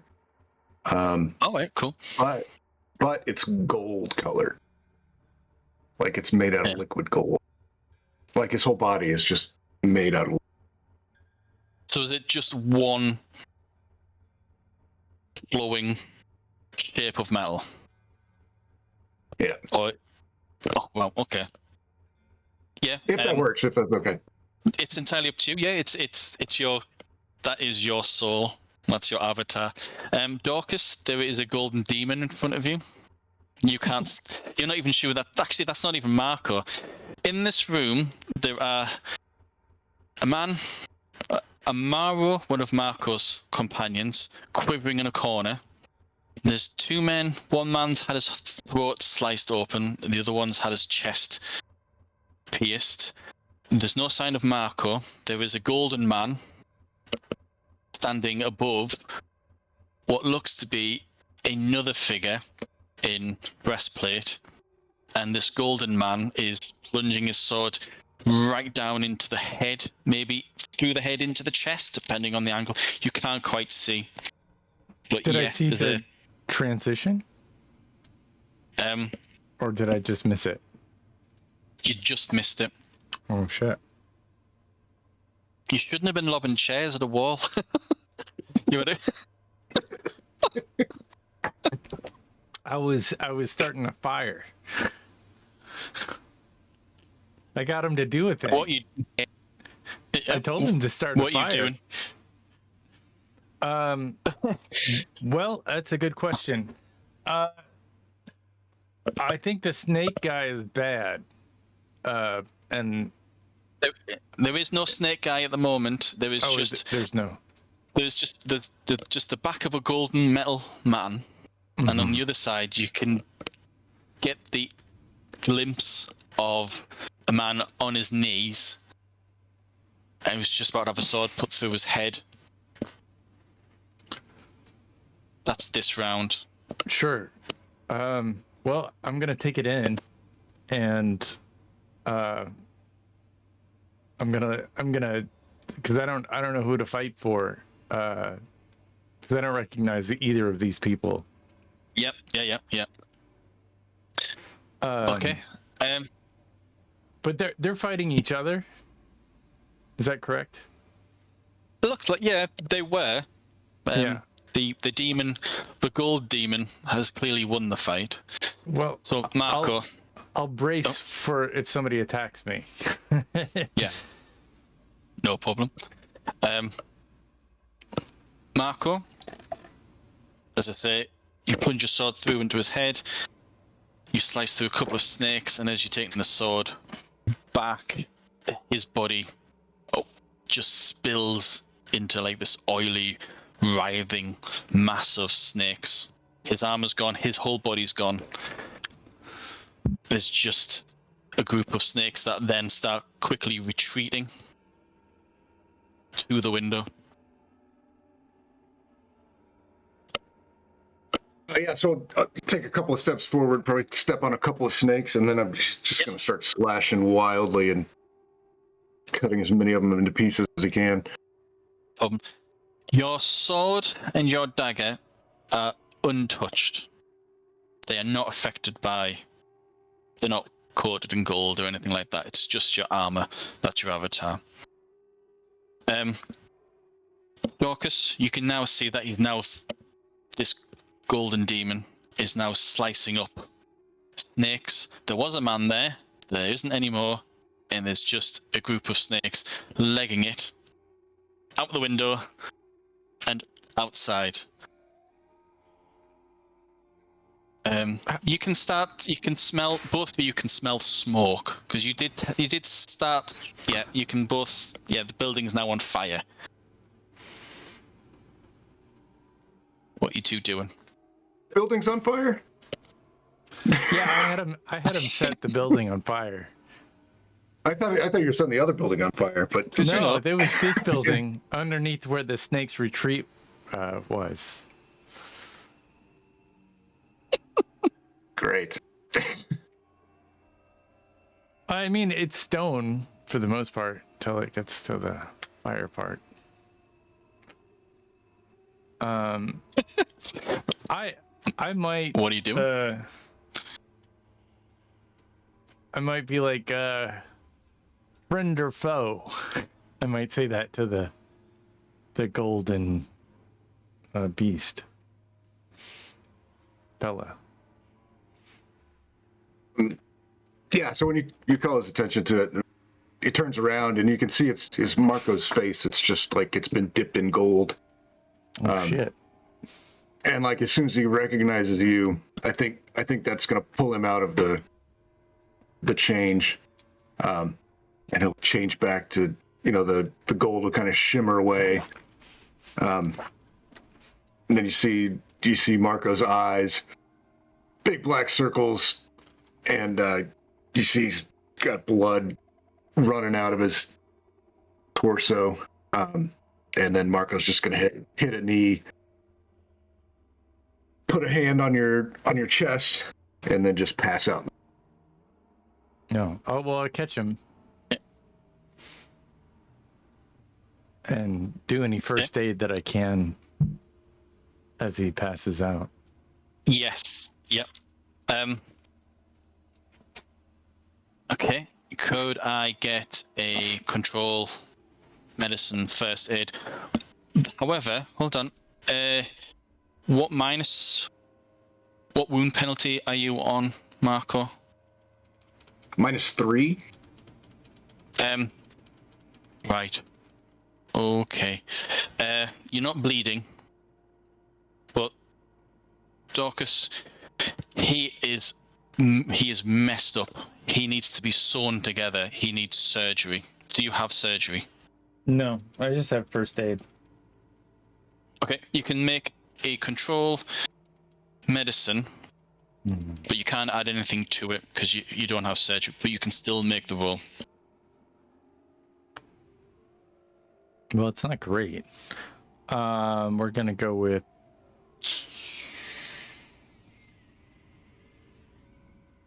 16.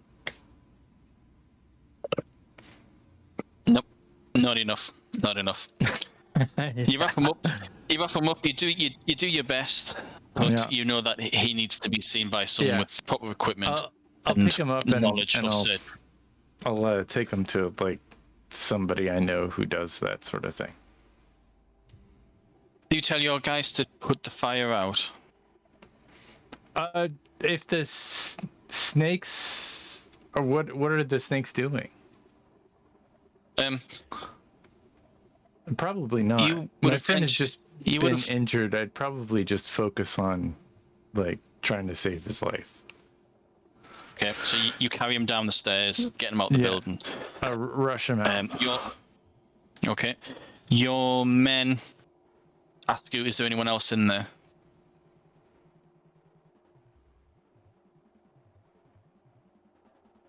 I wouldn't know. You'd seen 2 men down, and there was 1 man gibbering in a corner. As I'm running out, if I see anybody alive, I'll yell at them to get them out. Yeah. He smell of smoke, everything he's just seen, on top of everything that he saw afterwards. When you yell that kind of snaps him out, and he slowly rises to his feet, and then finds one of his men that's still alive, and then starts pulling him out. Once he gets out, you get out before him. He says there's 2 more of his men still in there. Is there any way of putting that fire out? Otherwise, they're going to burn. There's men on the other side making the fire because there was a problem. Do I know where the medics are? For your group, you are the medic. Because the train of the army is spread for like half a mile, so your group and Marco's group was allocated this hamlet. So you could send someone down to get a medic from later on, like further down or further up front. It'll take about an hour for them to get there.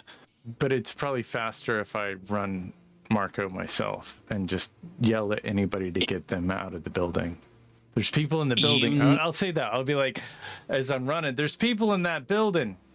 Gotta get them out, and I'll just leg it to where I think there's a surgeon. Your first aid knowledge would say if you're running with him and he's being jerked up and down and so forth, you've no idea how much damage that'll do.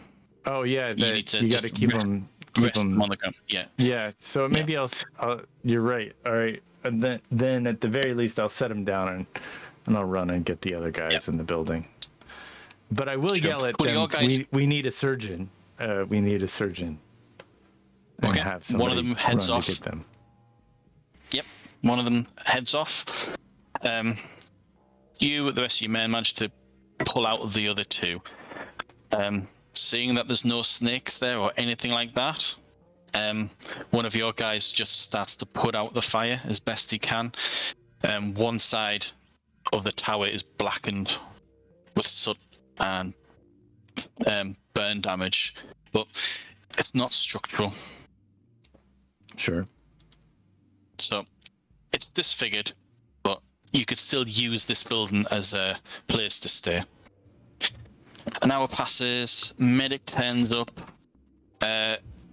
quite alarmed, because you'd already sent someone down there to say that the snakes are here to the White Captain, and the White Captains have told each other. The White Captain, the surgeon that comes to you, is one of the White Captains. Has a look. Okay. You can get one wound back. But it's for him, it's touch and go. There's a lot of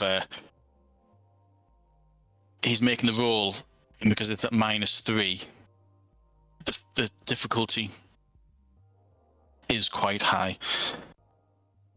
But he manages to patch you up a little bit. But he says to you, "I think you may be out of this combat." With that one wound being healed, are you still at -3, Marco? No, I'm -2 now. -2. Oh, okay. I'm fine. Yeah. I'll be okay. There is a flurry of activity.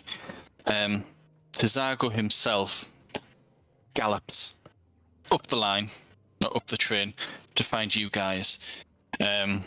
Marco's is currently being stitched up at the moment. Terzago heads straight to you, Daucus, and says, beckons you over to a quiet room, and then says, "What on earth's happened? What's happened to Marco?" I think it's similar to what happened to me maybe a couple weeks ago, maybe. I think it was Gianni, the Viper, was here just by himself. I don't know why.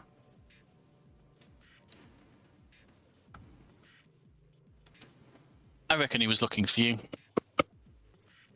Maybe. His men would have reported a beacon of fire. That would only mean one thing.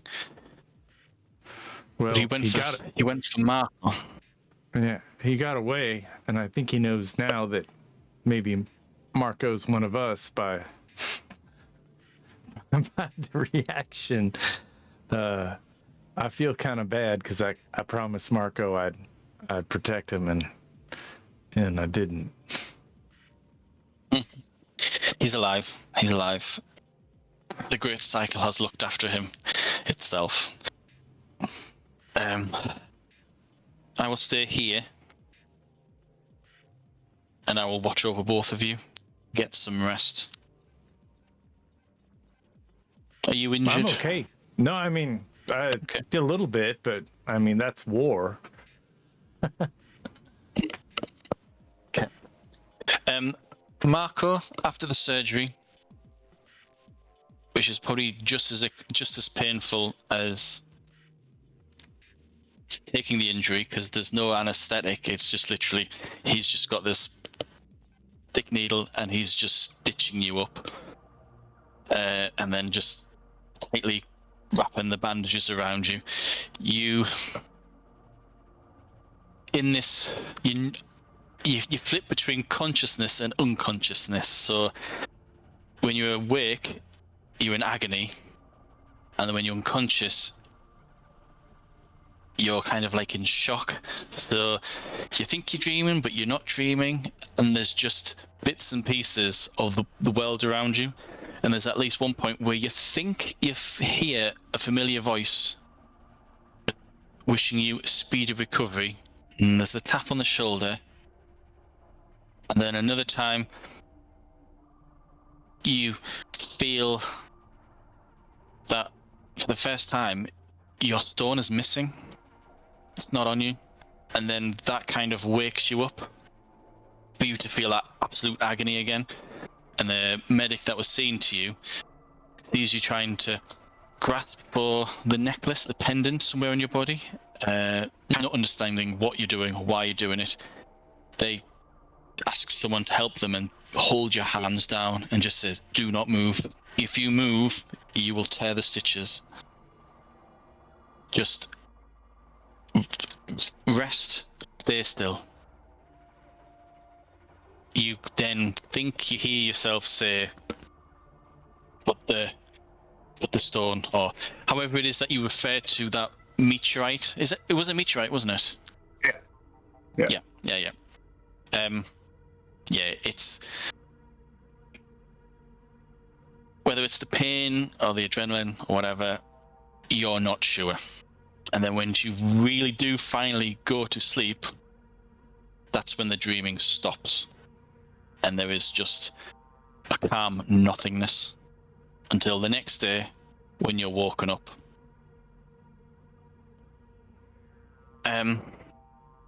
When you do, you are surrounded by men armed with weapons, armor, there's plates, there's chainmail, steel swords, that sort of thing. And you feel nauseous. So much so that you start to spew up, and people have to tilt you to the side for you to then safely vomit. You can see in the room there's a couple of white captains. There's a lot of your men, like the two nobles that have stood with you thick and fast, who said they'd obey you, and they're next to you. They're all clad in their family armor.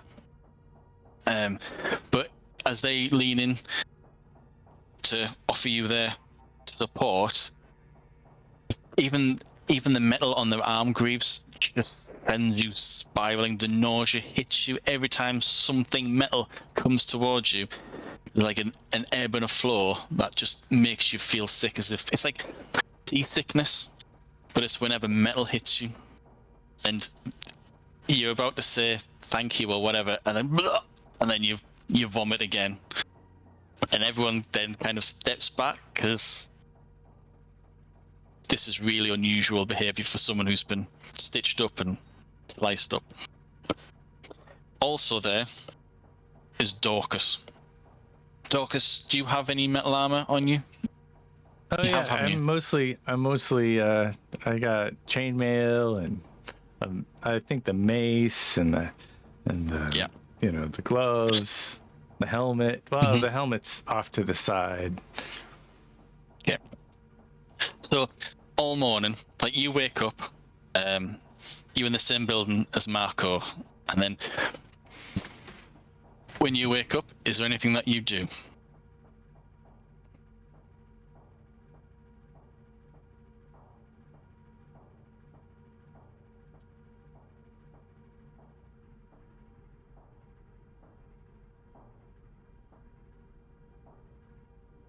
I think have you gone mute? Because I can't hear you. Did you hear me? I was just saying, when you wake up, Daucus, what is it that you do? Are you talking to me? I thought you were talking to. Yeah. Do I notice anything? I mean, I'm just at Marco's side because I'm afraid the snakes might get him. Do I realize that the metal's hurting him at all, or is it just oblivious to me?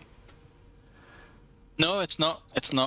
It's you notice that whenever anything metal gets within a few feet of him, like when you get close to him, because he wakes up, he starts vomiting. Everyone's kind of wants to pat him on the shoulder or just wish him well, and then he starts vomiting again. Right. I'll if I notice it, I'll draw a circle around him and then push anything metal away from that. And give him a little space. And if anybody comes up to him holding something metal, and I'll take my armor off and I'll put it aside, and I'm just wearing like some leathers or Nothing.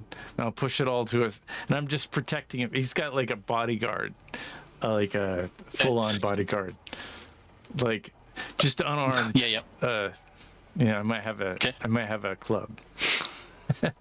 So when you do that, it's for you to make the circle, you're effectively pushing his friends and comrades away from him, and one or two of them get a bit tetchy, and then they push you back. Like they don't understand why you're pushing them back, because they want to be by your side, make sure that he's okay, but you're pushing them back. So, Marco, you can hear what kind of wakes you up is this whole, well, not wakes you up, but you can make out, you're kind of like quickly pinned in one place. You don't want to, you can't sit up, you can't really roll over. The injuries in your torso, but you can hear Daucus and a couple of your comrades having an argument. You're not entirely sure what, but you're just resting, looking at the ceiling, trying to fight back that nauseous feeling. And again, on the other side of the table, away from Daucus, someone steps forward, but they're talking to Daucus. They're just next to you, they're talking over you, and then you start a dry retching. There's nothing left, but it's Can I use my influence and my charm ability? Now look, fellas. Yeah. Look, fellas. Marco just went through a lot. He needs a little personal space. I've been here since the very start. He just needs to rest, and all this rattling of the chains and stuff that you got going on, it's just too much for him. You just need to back off.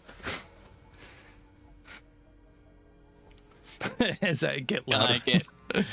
Can I get a, it's up to you, presence or interaction, influence, and then add whatever you want to the influence. All right. Interaction influence. That is.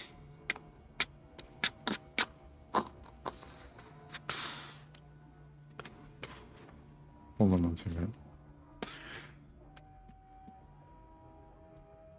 You're making me math. That's 34.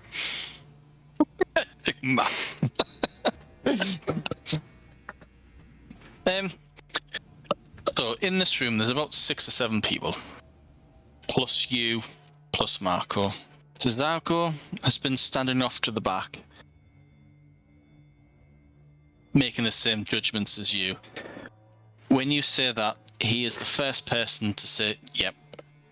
He's let the resting man rest. You all have things to do. And then they all focus on what you say. And when you're talking about armor and chain jingling and stuff like that, they're a bit confused. But despite the confusion and not understanding what the heck you're talking about, they listen to what you're saying and they say, right, okay, yeah, sure. You get the impression that a lot of these people now just think you're a bit crazy. But crazy is what crazy does. Yes, exactly. And they respect what you say, and then they all just back off. So in the end, even the surgeon leaves. There's just you and Marco. Terzago is on his way out. But he turns back and looks to you, Daucus, and says, like you, did you say?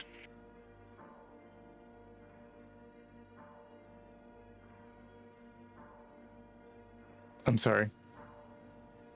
It says, as he's walking out, turns back to you and says, like you said before.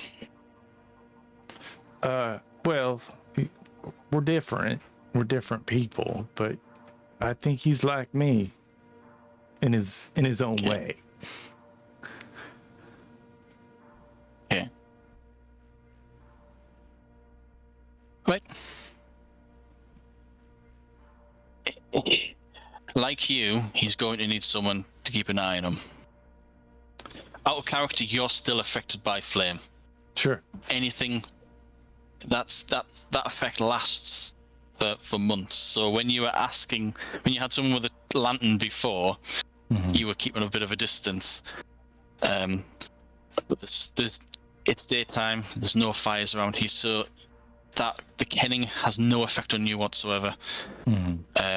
Terzago leaves.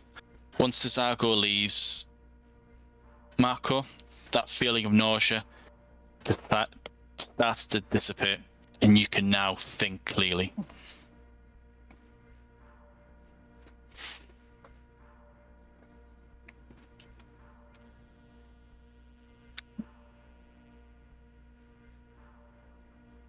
Daucus, I think you showed up just in time to save me.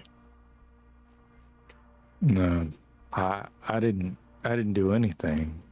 I just carried you down the stairs and out the door. I think you saved yourself, and I wasn't there. I feel bad.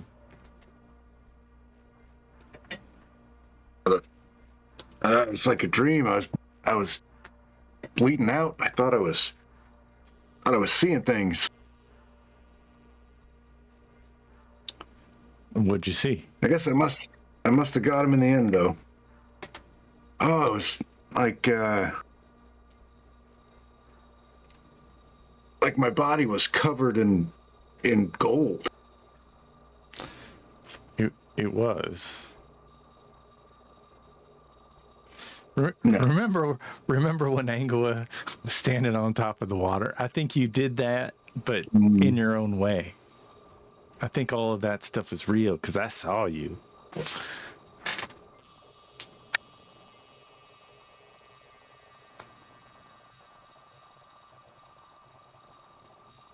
Have you seen my pendant? No, I had... Every time you get close to metal, it like hurts you or something. Just like me and fire. Yeah, that makes sense. I need my pendant, though. Surely that's not going to... I can look around for it. I'll search around the room. Have I seen it at all? You were there with the medic. Yeah. So, effectively, his leather jacket was cut open. Everything that was around his torso was stripped and chucked off to one side. The necklace could have been caught up in all of that. Sure. You have a quick look in the corner, in the pile. You're going through his bloodied jacket. You'll have like an undershirt that's been sliced open. Again, bloodied. It's not there. There's no sign of it. There is... you find a... Was your pendant on string or a steel chain? Or like a miniature chain? It would have been on a chain. I wrote down that it was actually an ancient Egyptian meteorite that they had found that had been... Yeah. You... okay. Yeah, you do find the metal chain.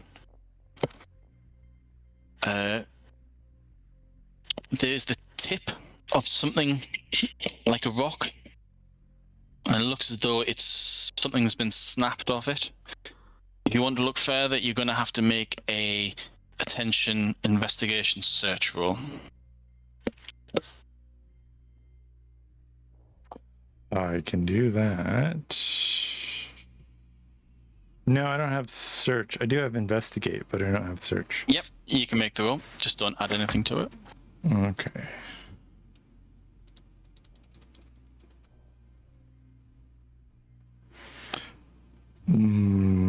Okay. That's 5. Well, total 5. Well, I keep 2, so I keep 2. And What did you roll, by the way? Did you roll any ones and so forth? No, I didn't roll any ones, but you said it was a Attention. Attention. So that keep 4. No, it's 6. I rolled 2 3s and 2 2s. Oh my god! Right. Okay. You don't find it. Well, I don't see it around here. I can go get the surgeon, and I'll hold that necklace up to him, like kind of gingerly. Yeah, it's your necklace. Never mind. Never mind. It's making me dizzy. I pull it away. I set it outside the circle. Yeah. Thanks. So next, Terzago holds off marching for as long as possible to make sure that he leaves with you, Marco. So it delays things by a couple of hours, but the surgeon comes back in, has a look. He's going to have another try. Still, he'll can't do any better, but effectively they can strap you up and sit you on a horse, and then you just ride on the horse, hold on, and you'll be fine. That's their reasoning. Daucus, well, unfortunately everyone is all suited up for combat. Sure. Daucus, are you wearing your armor? Are you putting your armor back on? No, I'm gonna have Alfredo hold on to the armor, and I'm just gonna walk next to. I got a club and I got some like leathers or something. Yeah. And I'm just walking next to problem. Marco on his horse. Okay. Yeah, we can tell everybody so that I can actually talk to people. You know, if they can come see me before we leave or whatever. Just tell them that it's I got hit in the head and it's the sound of the metal clinking together that's making me sick because of head wound. Right. Okay. Sorry. Right. All right. They're not sure about that, but they'll just say that's fine. Everyone though, it's like days pass. Everyone goes to see you just to make sure that you're all right. Benara does. Giovanni does several times, like at least 2-3 times a day, just to make sure that you're all right. He's also interested in you coming face to face with a Viper. What was said? Do you tell him anything of what was said? Oh yeah, I'm gonna tell him everything. Okay. He looks at you and he's intensely proud of how the fact that you were willing to put your life on the line to protect the honor of Florence, and you can see that while he's incredibly proud of you, he's a bit ashamed of himself. Do you report anything of what was said to Terzago? Because he will come and see you at least once a day. But with there being so many people around, it's quite difficult for him to have a private conversation. So he's just interested in you and anything that you'll say. He won't prompt you for any information, not just yet. Yeah, I'll tell him. That he offered me to be his servant and rule over Florence, and I refused. And I'll also tell him about the snake because I know Trivago's a red hand, right? Marco does. Or at least that's a pretty good idea. Yeah, he's got a good idea. I don't think. I probably would have. Yeah, I would have talked to him. I would have told Marco about that. Yeah. Then he does. Yeah. He says to you, when this conflict's over,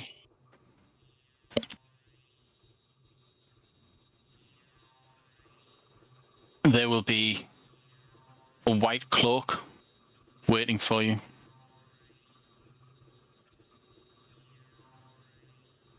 And all the white captains have white cloaks. If you want to retire from your fencing school, I could do with someone of your mettle. I greatly appreciate that, but my ambitions lie elsewhere. Well, the offer is always there. A good condottieri always needs a good banker, since we do make a lot of money. Now that, my friend, I can help you with. I thought it would. Gently taps you on the shoulder, and then drops on. Days pass. You can see behind you as the path winds through the Apennine Mountains, so that you have a mountain range on your left and a mountain range on your right. Behind you, just over the mountaintops, or to the side of the mountaintops, you can see the lay of the land. Bologna's there, and then further south, and in the lowlands just below that, pardon me, there is the skyline of a large town, maybe a small city. If you've got that map open, Ken, I can. So see where it says the battle upon the path of the gods. You are about 2 dots north of there. So at this point, you can see Bologna, just the tips of Bologna and the smoke. But you can also make out the small city, large town of Casalecchio.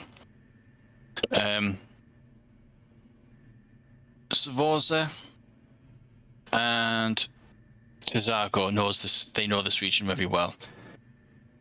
They would surmise that the Viper would use Casalecchio as their staging ground. Bologna, its location would make travelling from more difficult, so they would more likely not even enter Bologna. They would just attack, break the siege, or break their defences, and then just keep moving around to Casalecchio so that they can quickly amass on the flatlands surrounding that town, and then from there, once they've regrouped, march straight down towards us. And sure enough, as you're heading towards the dot where it says the battle upon the path of the gods, you can see a large army marching west on a route almost parallel to the path of the gods, heading straight towards you. That point that's been circled, that is one of the flattest areas in the mountain range. And in one of the meetings that he calls with all the captains, Terzago says, "It looks like we will be fighting. And we will be fighting." Unrolls a map similar to that one, and he just points to a field and says, "That's where we fight. We'll have Florence to our back.